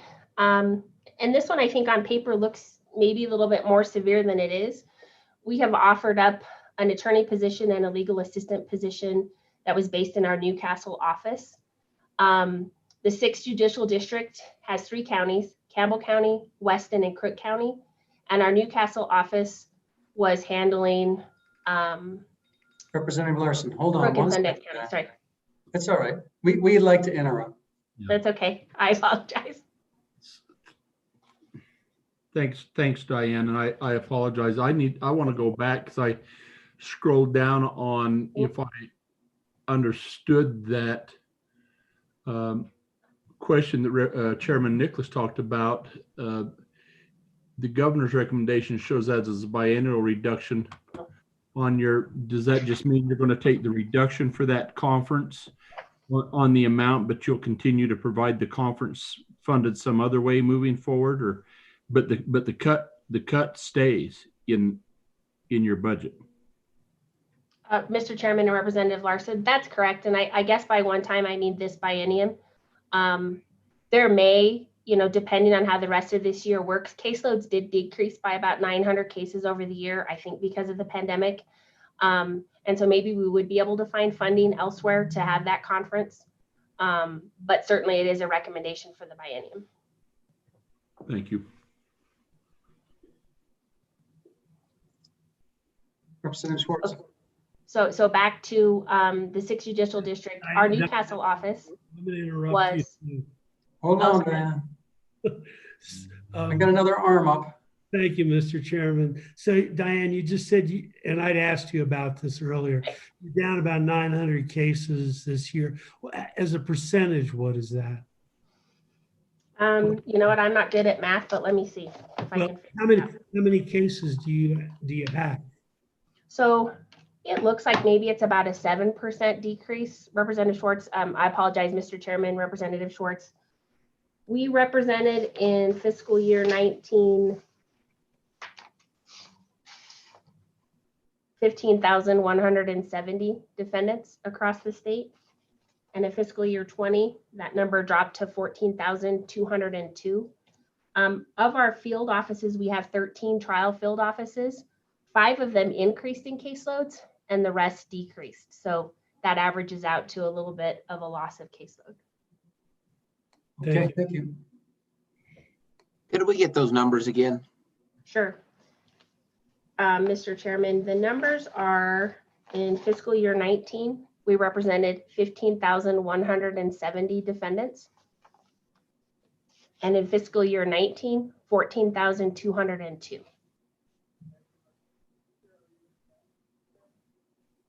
Mr. Chairman. Please. Mr. Chairman, thank you. And Diane, thank you for your work. You know, we just got done listening to the district attorneys talk about how bad their caseloads were and overworked they are. And I'm looking at, and your caseload is getting lighter. And so I'm having a hard time kind of figuring that out. Does that mean that everybody that, you know, most of the people where their caseloads are increasing can't afford a defender, I would assume, or I guess I'm struggling with that. And you know, this is a comment, I'll just do it now instead of a little bit later. I look, the courts cut 2%, and I think those district attorneys cut about 6%. And I see a 10% cut in your budget. And I think of the constitutional mandate we have across the whole spectrum of the judiciary. And so I hope we're not cutting yours too much. I hope we don't get into a situation we got into very recently where we can't provide our constitutional mandate to that part of the public. So that's kind of wide ranging, I realize, but I'm interested in why your cases are going down and their cases appear to be going up. Maybe I misunderstood that. Mr. Chairman and Representative Summers, first, I agree with you. And when I get to our last priority, number 5, I think we'll discuss that. I mean, I think this body saw fit to give us an additional about $1.6 million in our 900 series to help us avoid the issues that we had in Campbell County that ended up in the Supreme Court talking about contempt and what the right to counsel means in the state of Wyoming. Certainly, I track my cases. I would say that in the district attorney's offices that you heard from, and I only got in on part of the county attorney offices, Laramie County caseloads did increase. And so Ms. Manlove telling you that she's busier, I think that's consistent with what my public defender office is handling in that county. Our caseloads decreased in Natrona County. And so I don't know what that answer is. Those are the cases where we have, maybe there are defendants now who are more able to hire private counsel in Natrona County and some of those other counties where the caseloads decreased. You know, and we haven't studied this, and I don't know how you study it, but Representative Summers, I really think that difference in cases is the pandemic. I think prosecutors across the state have been using their discretion in a way that has lowered caseloads, at least from what I can see. And I can't speak from them. I just know what my attorneys are handling across the state. Okay, thank you. Okay. Okay, no more questions. Okay. One more. So you have one? Representative Stiff. Mr. Chairman, thank you. Ms. Okay. Lozano, thank you. The legislature adopted a means test for qualifying for a public defender that went into effect on July 1st of 2020. Is that working? Have you seen any effects of that? Is its implementation smooth? Mr. Chairman and Representative Stiff, you know, that's a really good question and something I probably should have thought of on my own when I was talking to Representative Summers there. I think there's 2 things that may have helped us with caseloads. One of them could have been that there is more of a, if you will, bright line of who can qualify for a public defender. But I would add the caveat that I don't know that all the judges are necessarily using those guidelines and maybe aren't still using that affidavit. And I'd be curious to know what the judges would tell you about that. But we also, I think, have seen a benefit, particularly in Campbell County, I would say, when this body and the legislature as a whole removed jail as a possible punishment for a lot of the traffic offenses. I think that has made a difference. Now, if somebody's charged with the DUI and they have the potential to go to jail and they have the right to counsel in that case, if there's attached to that case packet a speeding ticket or failure to register their vehicle properly, we're still handling those cases, but we really just count that as one case anyway. So I think there was a couple of things along with COVID that probably did result in that case decrease. Okay, go ahead. Finally, Okay. Okay, so priority number 3, again, we've offered up an attorney position and a legal position. Those offices in the 6th Judicial District handled Weston and Crook County cases. You know, quite frankly, we had 2 people who retired, and we have found it hard, at least since I became the director, to find attorneys to actually work for us in Newcastle. So with the help of this body and the legislature as a whole, we were able to address our staffing issues in Campbell County. And we felt like we could handle Weston and Crook County out of the Campbell County office. We have a contractor who's designated to those 2. And then my full-time attorneys in Gillette are handling conflict cases and handling some of those cases. Now, that's all dependent on Campbell County remaining fully staffed. I don't know if you knew this, but one of our public defenders, we woke up one morning and he was all of a sudden the new county attorney in Campbell County. So we're recruiting for that position, and we lost another attorney. So all of it is dependent on turnover in Campbell County, but for now, and I think for the foreseeable future, we can continue to provide the right to counsel in Weston and Crook County based out of Gillette. so Diane, why don't you just refresh everyone's memory on the issues that we had back in 2019 and what we did to accommodate your budgetary shortfalls. I will. Thank you, Mr. Chairman. So looking at the supplemental budget book, you might not know, but if you look in our other budget books, the Public Defender's Office adopted a caseload maximum standard that's really based on national standards and what the ABA requires of defense attorneys. Of course, the right to counsel is different than what a prosecutor has to do in a case, or what even an attorney general has to do in a case. So there's some specific, more bright line rules, if you will. We had adopted that about there are 4 budget cycles that we had been using that. And our goal is to provide obviously ethical and constitutional representation. And we gauge that by tracking our cases and putting it into a formula. And we don't want any field office or the agency to go above 100% of caseload maximum. In the summer of actually winter and spring of 2019 in Campbell County, we lost about half of our attorneys. And so our caseload maximum went from about 114% of caseload maximum up to almost 180%. It was 177% at one point in time. So we felt we were at that point in time at a position where we couldn't provide constitutional or ethical representation to our clients. We believe that the Public Defender Act gave us the ability to say to the courts we're unavailable, but you can appoint private counsel through another part of the Public Defender Act. And then the court can then order the Public Defender's Office to pay for those attorneys. So we ended up doing that in Campbell County, and then sort of just through an aberration of timing, I guess, in Natrona County, we ended up in a similar position. The state public defender, I was held in contempt for refusing to take cases. But really what that did was it opened the door for us to have a meaningful conversation with this body, with joint judiciary, to sort of address what we thought we could do to ensure that that doesn't happen in the future. What this body did, and then as is reflected in our priority number 5 that we'll discuss here in a minute, was this body gave us monies in the 900 series to give us the flexibility to answer those needs. And to the next time, heaven forbid, that were to happen in Campbell County or Natrona County or Laramie County, we would have the ability to hire private attorneys, or the courts could, again, appoint private counsel, and we would always have the ability and the funding to address that issue. The change in the indigenous standards was put into place to help with that, hopefully, so that I think judges were answering questions to other committees that if somebody asked for a public defender, they were getting one. And so we weren't really sure if people were truly indigent and how that would affect our cases.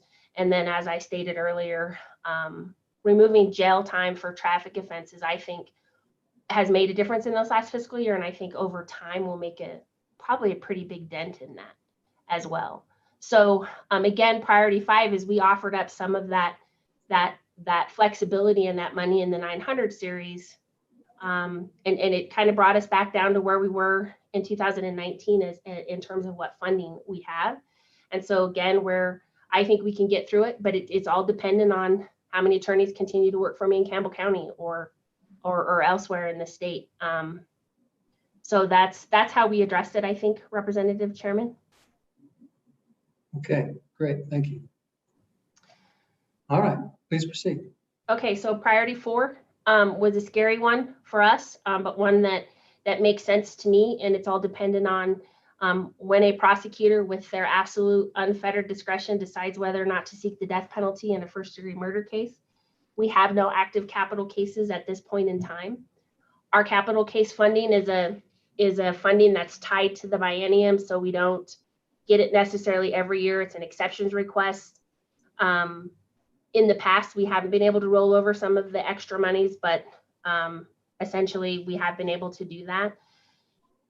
If a prosecutor were to seek the death penalty in a first-degree murder case without that $500,000, and pursuant to the contempt case in the Wyoming Supreme Court's decision in that case, we may likely have to tell a court that we can't provide ethical representation to that capital defendant. And then I don't know what that looks like for the courts. My office would have to move to withdraw. So as long as we don't have any active capital cases, that $500,000 is something that doesn't affect our ability to function and to provide the right to counsel in our 15,000, 14,200 cases a year. It does present a problem if we do end up with a capital case and let's say funding became available or we were able to get the money through the NAFR procedure or whatever. My attorneys also have to be trained every 2 years, specifically in death penalty cases. It's a whole different ball of wax, if you will. And so I would have attorneys who weren't necessarily trained to do that case and maybe working on that case while they were getting training. And as we know, the Federal District Court of Wyoming doesn't necessarily like that circumstance. Okay. And then finally, priority number 5, $1.6 million. I've already touched on that. That money's still what we have left in the 900 series. We still are able to have our contract attorneys handle cases and conflicts around the state, provided that our caseloads don't become out of whack and increase to a way that we can't provide ethical representation. We still have money to provide experts, translators, and those types of things. But again, it's all dependent. I mean, as you know, the Public Defender's Office is really kind of a reactionary agency. I would tell this committee that the pandemic hasn't slowed us down, except maybe in cases. My lawyers still have court every day. We're adjusting to virtual appearances. Some are better at it than others. I'm not necessarily comfortable with it yet. But the one thing that I've learned in the last couple of years from that contempt case on is that the Public Defender's Office really is sort of at the mercy of a lot of things, worldwide pandemics and prosecutors and caseload increases and horrific crimes that we really have no control over. So are there any more questions? So, Diana, I mean, on most law practices, there's no doubt that it's a time saver in some ways. It just is. So you can do more time doing other things. It's nice. It is, Chairman Nicholas, for certainly in the bigger jurisdictions where there's a stack and you're in court all afternoon. I only worry about it in terms of, if we have a complex sentencing, I really think a judge should be looking at the defendant face to face before that person gets sent to prison for a long time. So we're adjusting. I think that the courts would like to continue to do arraignments and some of those easier hearings. I've had a couple changes of plea that kind of went south on me because I wouldn't stand next to my client and couldn't answer the question necessarily, but it'll save us in travel funding, and there's a lot of benefit to it as well. Yeah, and there's a lot of clients that you don't want the judge to see. So. Well, I better not answer that question, Chairman Nicholas. Okay, further questions? Please proceed.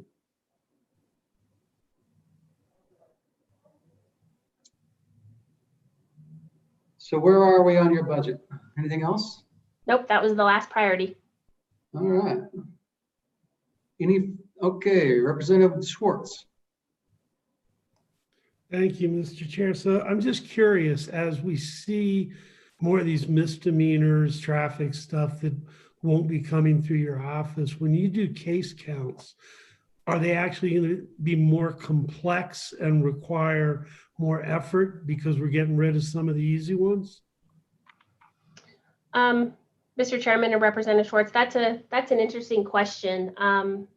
We are probably getting rid of some of the easier ones.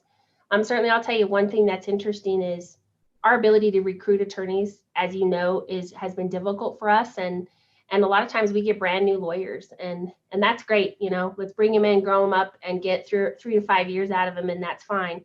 But they're not really capable of handling felonies yet, and so it'll be interesting over time to see, you know, what quality of attorneys I have and how to handle those cases.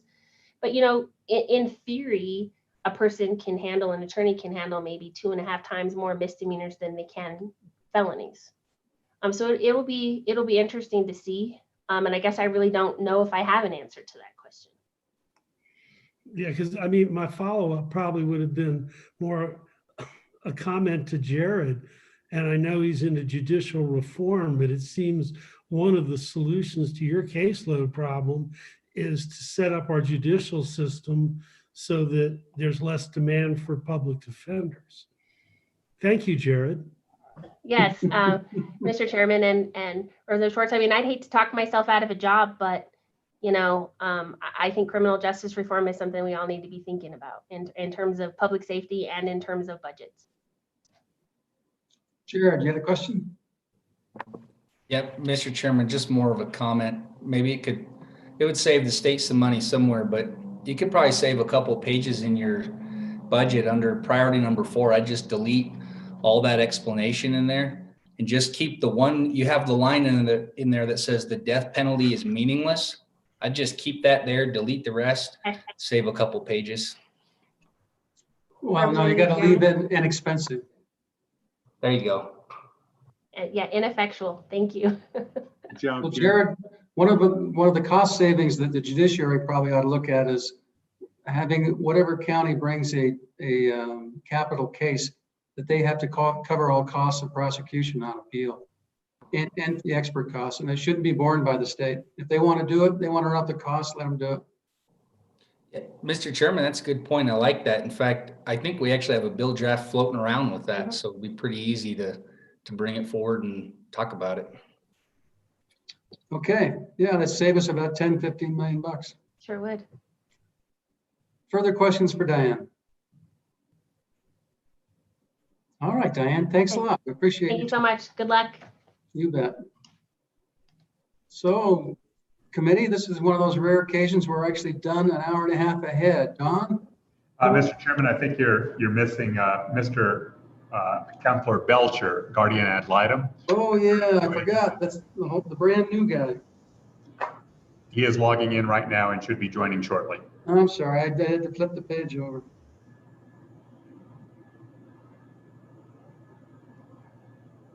Pull that up.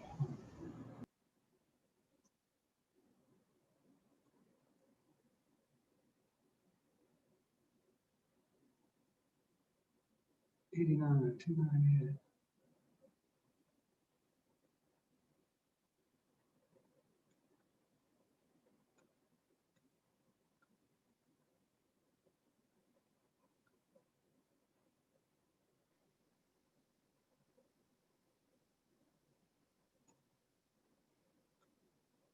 Okay, do we got him? There we go.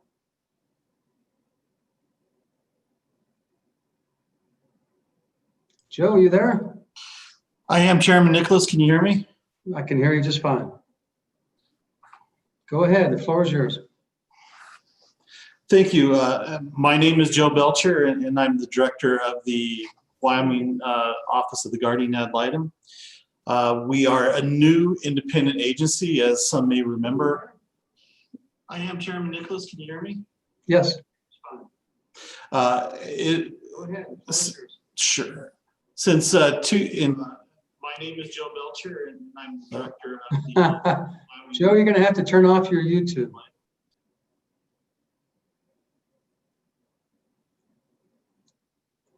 I am, Chairman Nicholas. Can you hear me? Yes. But sure. Since not sure what's going on here. Joe, you're going to have to turn off your. It's Groundhog Day. Can you hear me? Am I okay? Yes.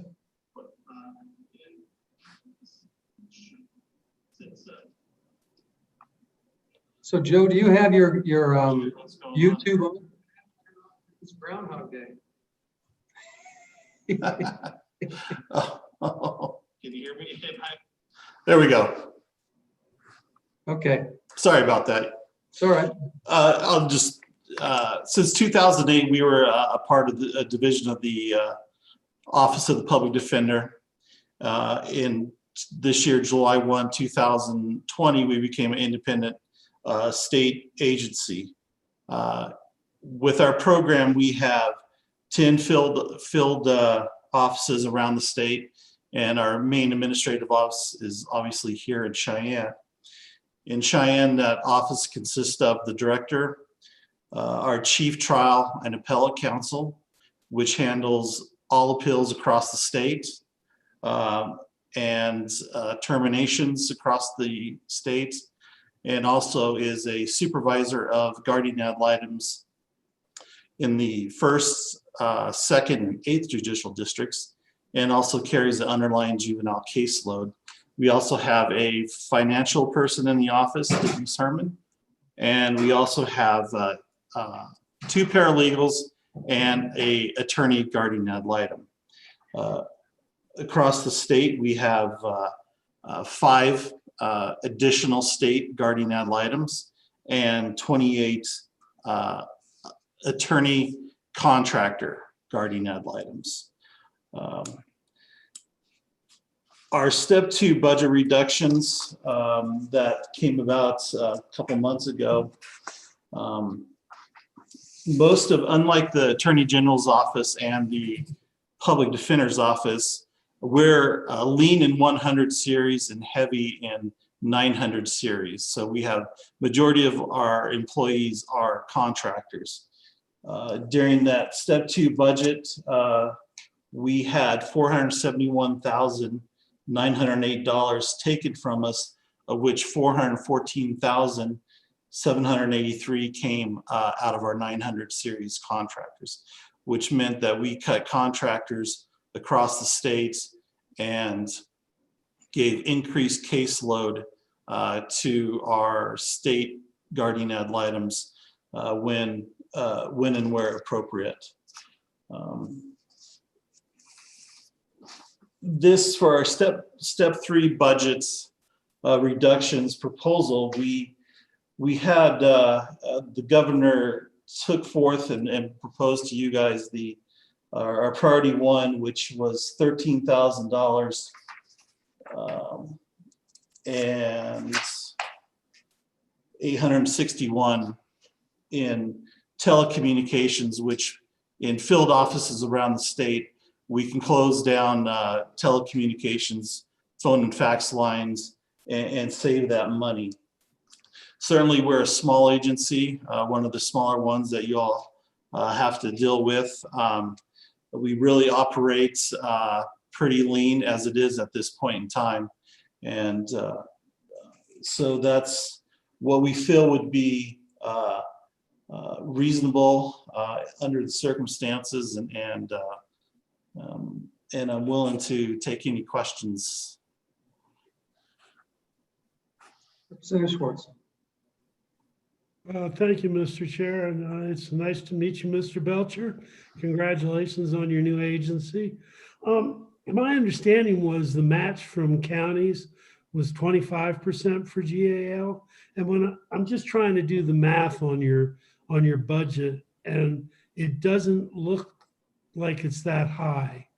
Can you help me with that? Chairman Nicholas, Representative Schwartz, certainly the 25-75 is what's statutorily proposed.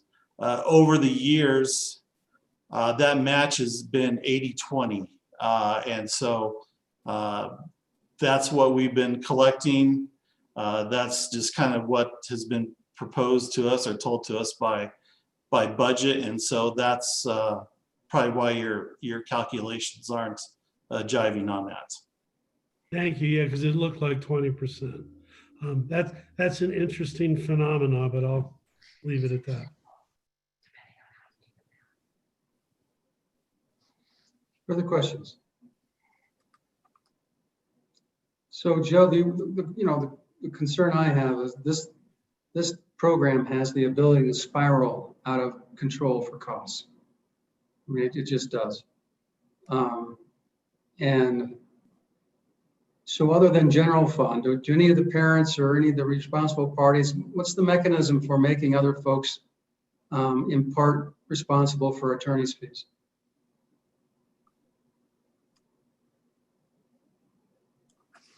Chairman Nicholas, in regards to reimbursing the cost of the guardian ad litem for the child. Correct. So it's through the counties, and so they do contribute that match with the states also. So, and I guess overall, DFS does collect those parents' fees on attorneys. Do you get reimbursed for any collection that DFS is, or that goes to their office and their costs? Chairman Nicholas, that goes to their office. No, that's what I thought. Do we know how much that is? We don't have a hard number on that because it just varies from year to year and case to case. As you know, some cases are closed out within 3 months, some linger for 3 years. Okay, Senator Hicks. Yeah, Joe, a couple questions on those contract attorneys. Within those contracts, is there any provisions for negotiating their hourly rate? And I'm a little bit familiar with this program, but not super familiar. But I know a lot of times that we have a contract attorney present in a non-court setting that's more in the social context of developing a plan for the child. And we pay the same rate at that as we do when they're being represented in a court. Is there any opportunity to reduce your costs by renegotiating the contracts with these contract attorneys? Providing legal services in a court setting is a lot different than sitting down with the county group developing a plan, or even travel expenses. A lot of times what I've seen is these attorneys charge from the time they leave their office and they drive out of town. They've got 3 or 4 hours of travel time to get to the county that they're working in, and they bill the exact same rate as if they were in the courtroom. So is there any opportunity for savings within your agency to negotiate those non-courtroom costs for these contract attorneys? Go ahead. Chairman Nicholas, Senator Hicks, we don't pay an hourly rate. So what we pay is by the caseload. So for example, a part-time contractor would be 40 cases. He would be reimbursed for that. And whatever he does per case, that just comes out of the cost of that case. So whether he's in court, whether he's traveling to see his client, or he's in a therapeutic visitation session, he's not billing different rates. And because we have cut our travel cost the last go around, so any really abnormal travel would need to be approved by the director first. So, Mr. Chairman, a follow-up along lines. So, Joe, what do you do in your office then to track to see if those individual caseloads are commensurate with what the fees that they're being charged? In other words, again, back to is this mostly therapeutic visits, working with other counselors versus courtroom services that these attorneys are providing? So how do we monitor that to make sure that these costs are reflective of what it should cost versus what we bill? Sure. Chairman Nicholas, Senator Hicks, we have a couple ways to do that. One, we have our case management system, which the guardian ad litem is required to upload their work products and court orders and MDT minutes such as that onto the system so that that person's supervisor and myself can look and see what's going on with a particular case. And so we also have, again, our field supervisor that does observations, case management, compliance, making sure that cases are moving through the system and kids aren't lingering in foster care and cases remaining open, and so that cases are closed and that the pay is appropriate for what is going on in the case. We certainly don't want to get into a position where a contractor is not closing cases to make caseloads look larger. So we have a system to prevent that. And overall, Senator Hicks, if we look at what the federal government is calling high quality legal services for a guardian ad litem program, certainly they want to see guardian ad litems seeing their kids, going to visits, going to IEPs, going to counseling sessions, and getting a whole understanding of that child to make appropriate best interest representation to the court.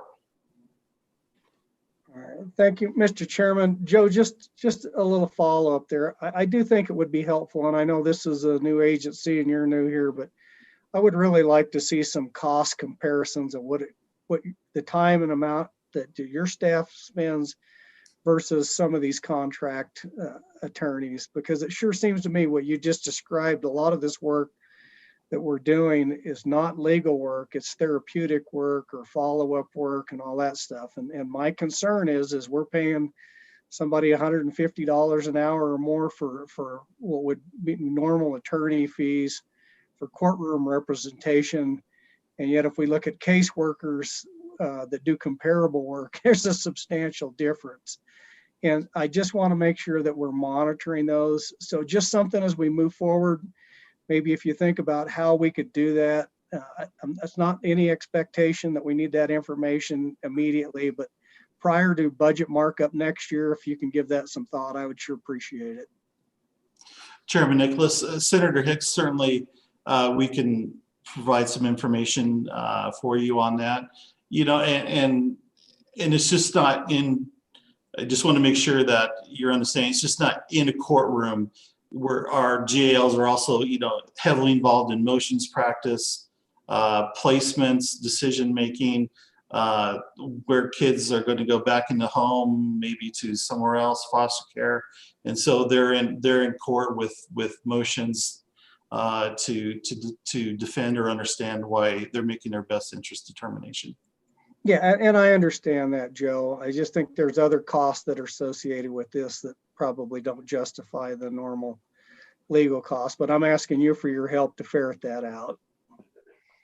And Chairman Nicholas, Senator Hicks certainly will do that. And just for historical purposes, for understanding of the committee that, everyone talks about payment, but historically, our guardian ad litems are the lowest paid attorneys in state government, below AG's office, public defenders, and the contractors for public defenders. So we run pretty low on our salaries to begin with, but I can certainly get with my fiscal person and we can maybe cobble some together that can get to you over the next few months that you can look at.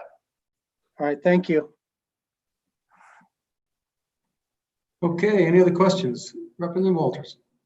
Thank you, Mr. Chairman. A follow up on Representative Schwartz's question on the 80-20 split between the state and the counties. Has that been a statutory change or just a budgetary change going from 75-25 to 80-20? My understanding is it's both, has been both. So. Mr. Chairman, inside the budget division statutes, there's a responsibility for us to review those rates for both public defender and the GAL, and we established those. The public defender is 85-15, GAL is is 80/20. Thank you. Any questions for Joe? New one? Seeing none. Thank you, Joe. Appreciate it. I think that'll do. So committee, with the committee's indulgence, I think we're going to throw in one more agency because it's only 3:52. The budget division can go, and that shouldn't take too long. So with that, Kevin, you're up. Thank you, Mr. Chairman. I think it will help us out Thursday as well, because I could get long Thursday. Everybody knows me. To pull up our agency budgets and our notes, all right? What number are you, Kevin? What agency number? 96. If you've ever watched John Candy and his video, The Old 96er.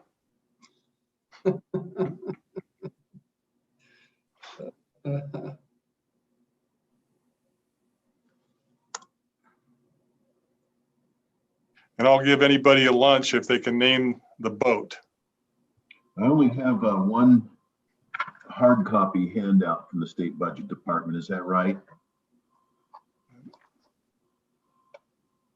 Well, no, I've got that one, but then there's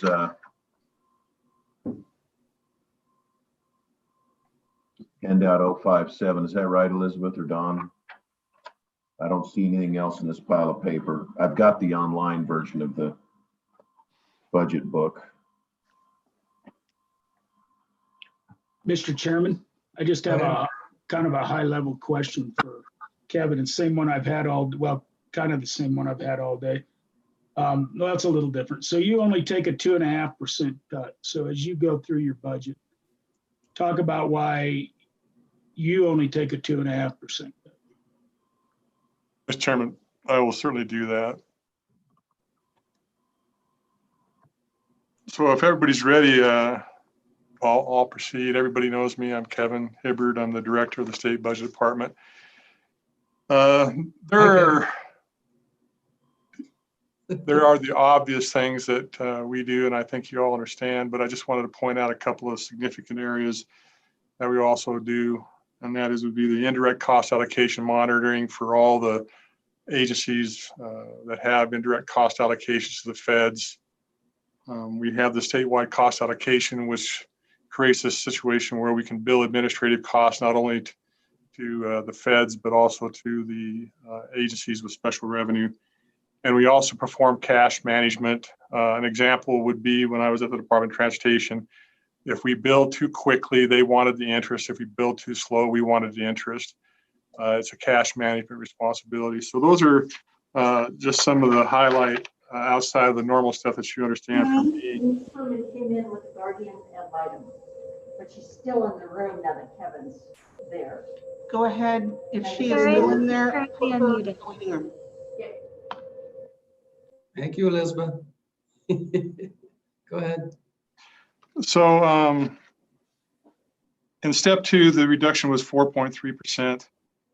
If you included the encumbrance for the Chapter 17 of the 441,940, that's not in the current budget. It's not in the tables, but we are offering up an additional reduction for an encumbrance that we currently have to improve the system. And I'll talk about that a little bit later in the presentation.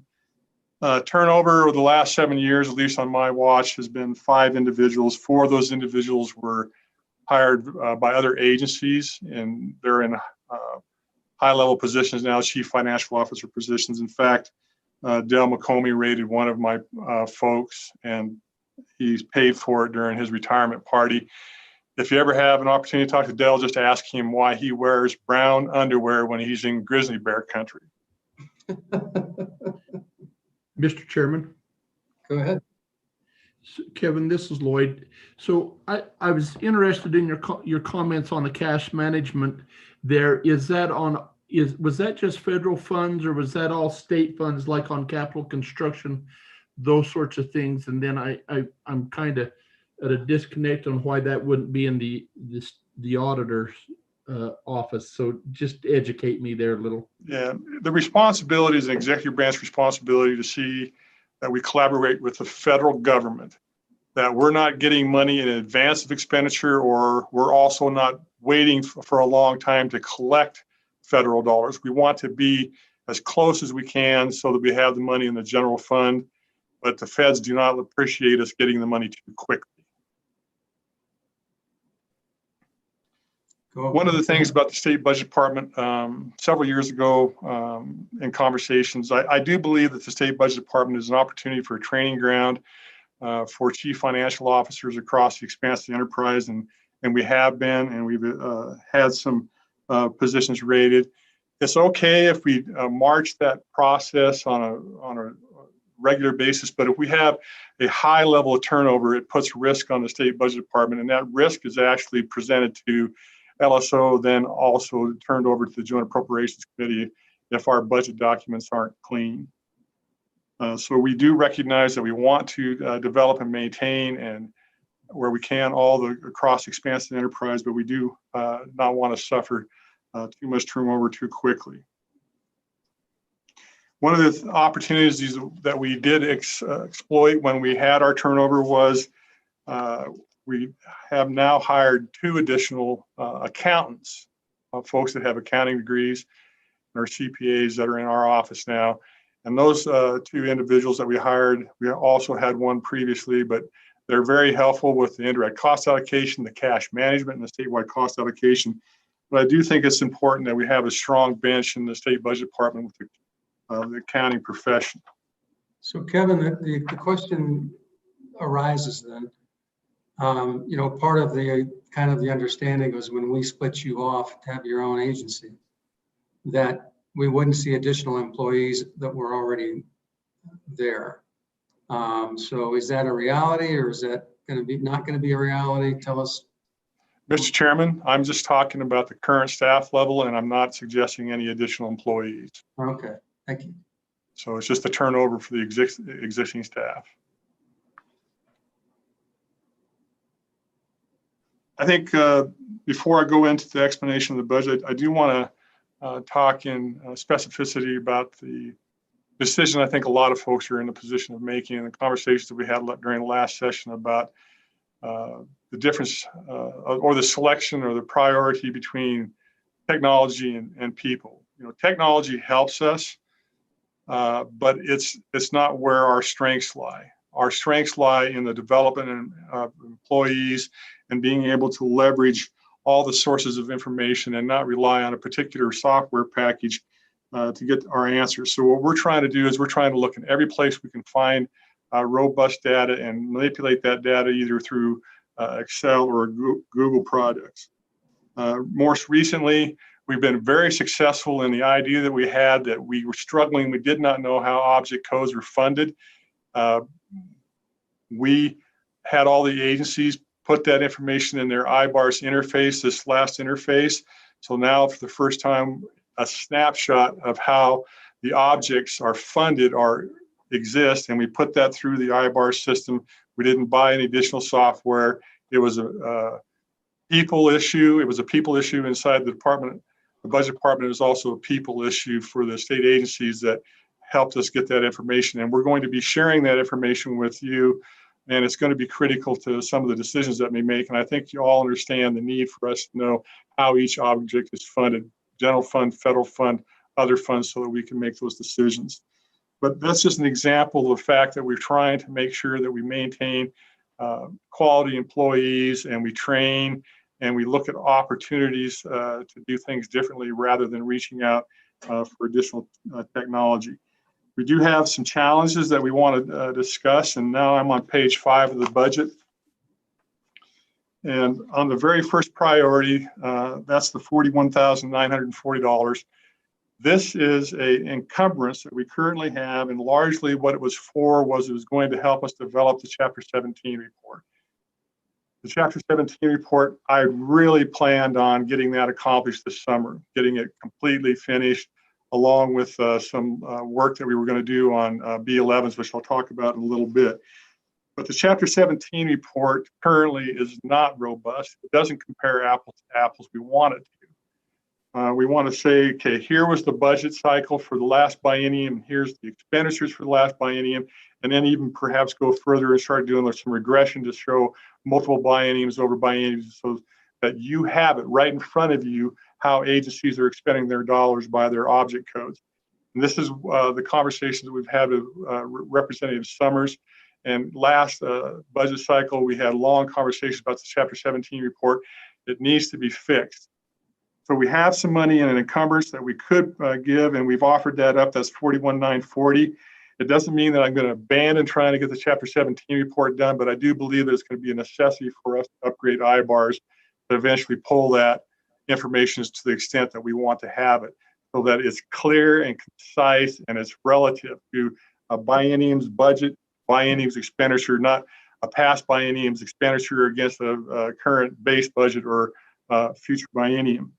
So that first item, priority number one, would slow down our ability to actually get the Chapter 17 report completed. And also this summer, we wanted to get the NAFR and B11 process fully automated, but COVID hit us, and it's impossible to do all the work that we were going to do on COVID, and the process couldn't be improved inside the IBARs because we're almost finished, and there was just a lot of one-time stuff that we had to do to address COVID-19. So that $41,940 also is for us to wrap up the automation of the B11 NAFR process to where it becomes a single source entry.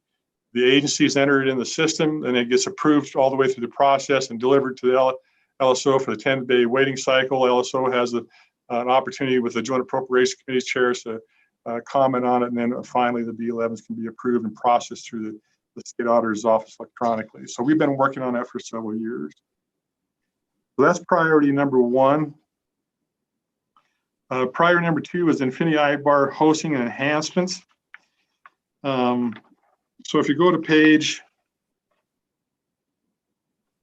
it would be actually page 7. We have a little bit of money in there that we're working on the Chapter 17, but more importantly, if you turn to page 8, this reduction is actually going to put us in a position where we won't be able to fully fund a biennium amount to the vendor. Now, the three options that we would have against this, if we accepted this reduction, would be, first of all, contract negotiations with the deliverables on IBARs. B11, if we can find the money somewhere else, which I think we can cull some funding if we had to, an effective immediate appropriation next session for the last 3 months of this fiscal period, or take the encumbered funds that we left on the table and use that differently than how we suggested. But reduction does expose us to a 3-month window of not having our IBAR system. Mr. Chairman. Thank you. Kevin, if I might, would you just help me understand a little bit more? Because IBAR sounds like it's almost just a function of your department, but we use IBARs expansively across state government, do we not? And when this reporting comes in, it's just not their budgetary stuff. IBARs is a pretty dang big deal on monitoring and identifying expenditures and costs and things. Have I got that right? And is it used? Mr. Chairman, absolutely. IBARs is the enterprise solution for us to build budgets, monitor budgets, develop budgets, hand them off to LSO, and then LSO takes it, works it with the Joint Appropriation Legislature, and then comes back, and then we take that chapter, the budget bill, and then we use IBARs to interface that into WOLS. I did the first interface from IBARs to WOLS the second year I think I was in the state budget department. So it's very robust. It's not very expensive.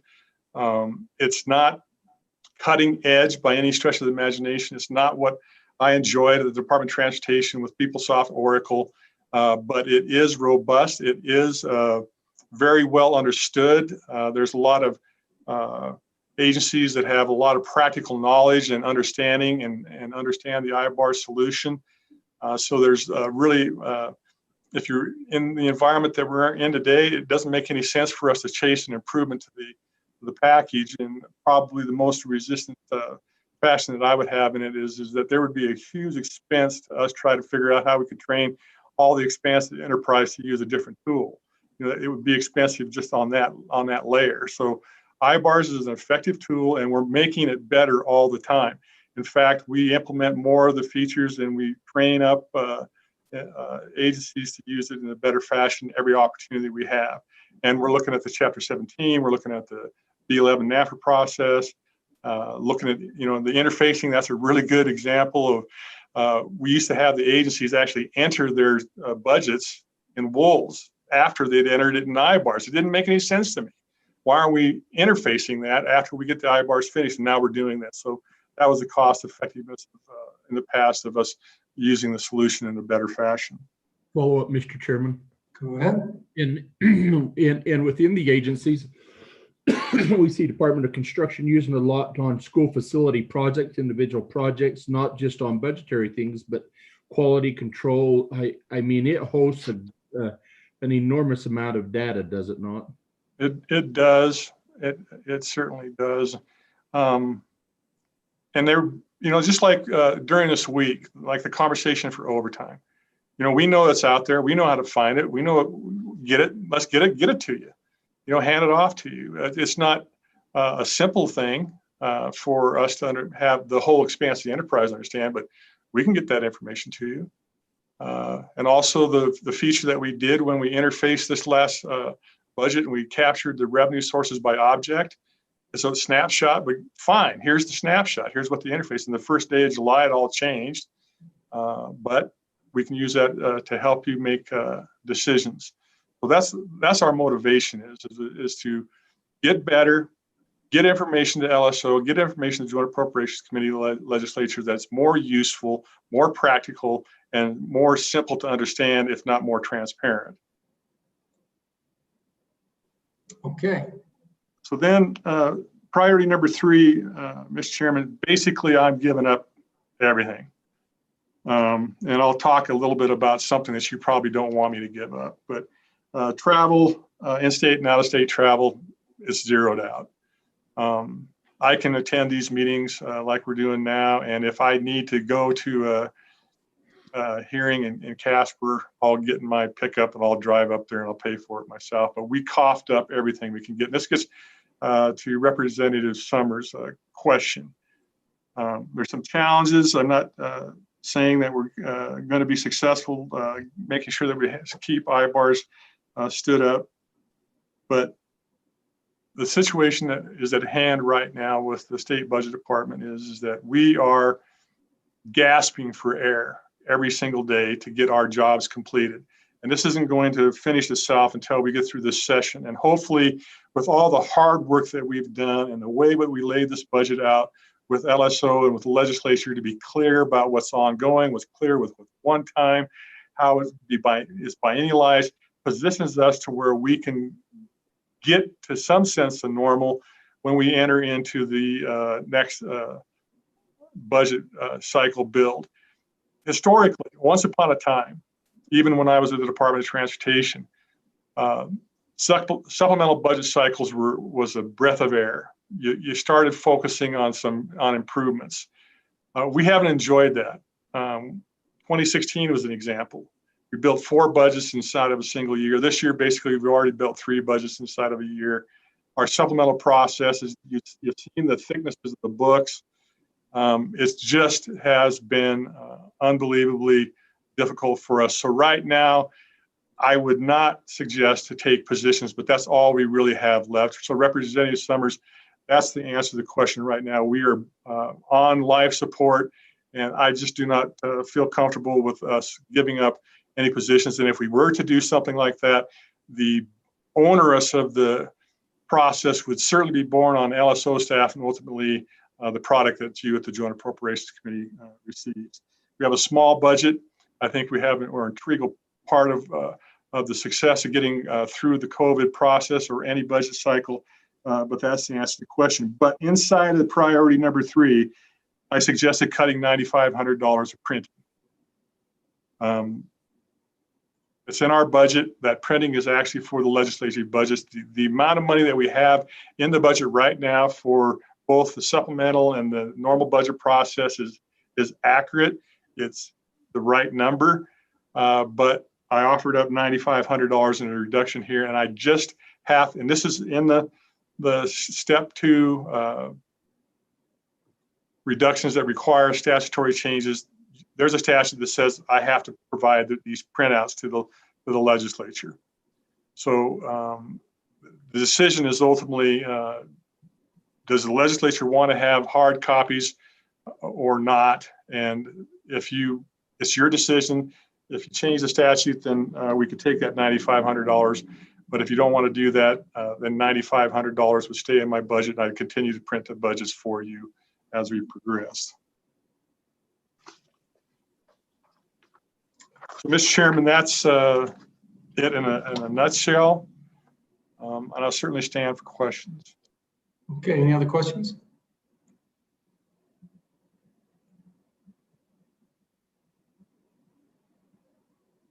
See, that's what happens when we slide you in right here at the end of the day. Been doing this a while. I took your advice yesterday. Okay, seeing none. It is Bob, now. question, Representative Walters. We still have to pass a bill to create this, am I not mistaken?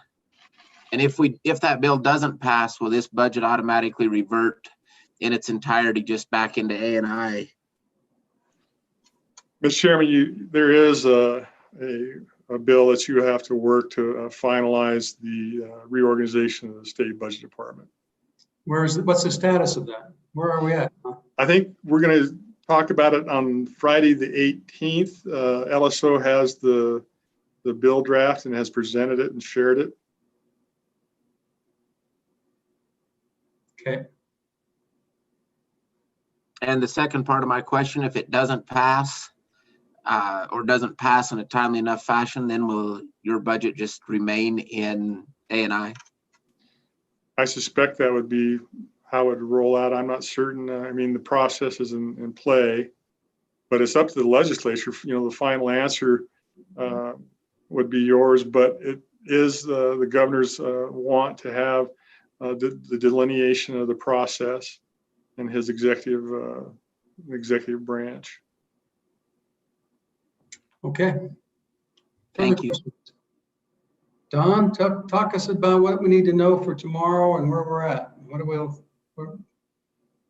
Yes, Mr. Chairman, tomorrow has a number of agencies, but they're smaller agencies. They relate to IT, energy, natural resources, agriculture, and then we tossed in fire protection and electrical safety.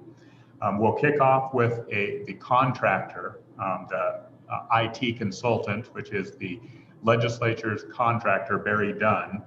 Will give a brief overview of their final report. You spoke with them on October 26th and 27th at your last meeting as well. With their for those who haven't looked at it yet, where's that located in our? Mr. Chairman, it is located in your pre-session materials, but I'll be resending the final draft out this evening, as well as candidly, there'll be a direct email to you that will not be posted. You asked them some particular questions on if they would be willing to do additional work, what cost would that be? So we'll send that directly to members of JAC this evening. I would just maybe think a little bit ahead. You Don, caught it.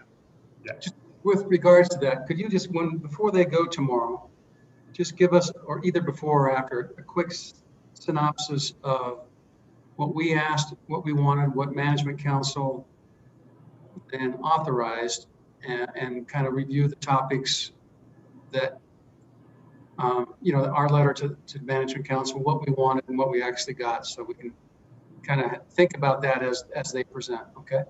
Absolutely, and Michael can be on tomorrow and give a 2-minute overview to kick it off with.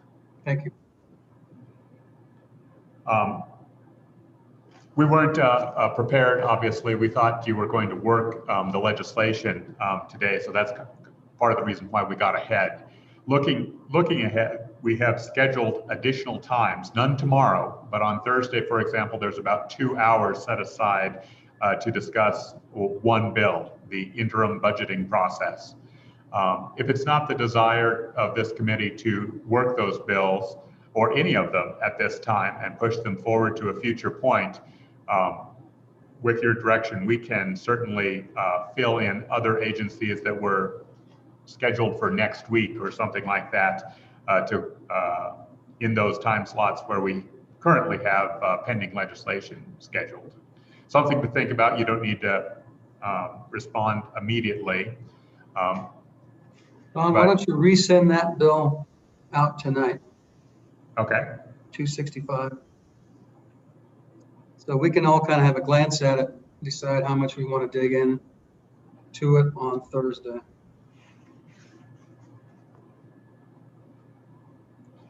Mr. Chairman, that's, I can run through the list of agencies that are up, but they're printed there on the agenda. Yeah, I'm looking at them, but we got it.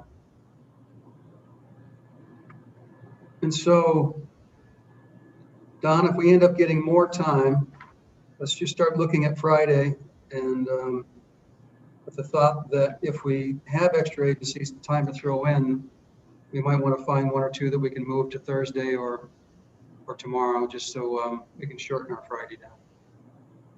Absolutely. I know Senator Hicks will not be here on Friday.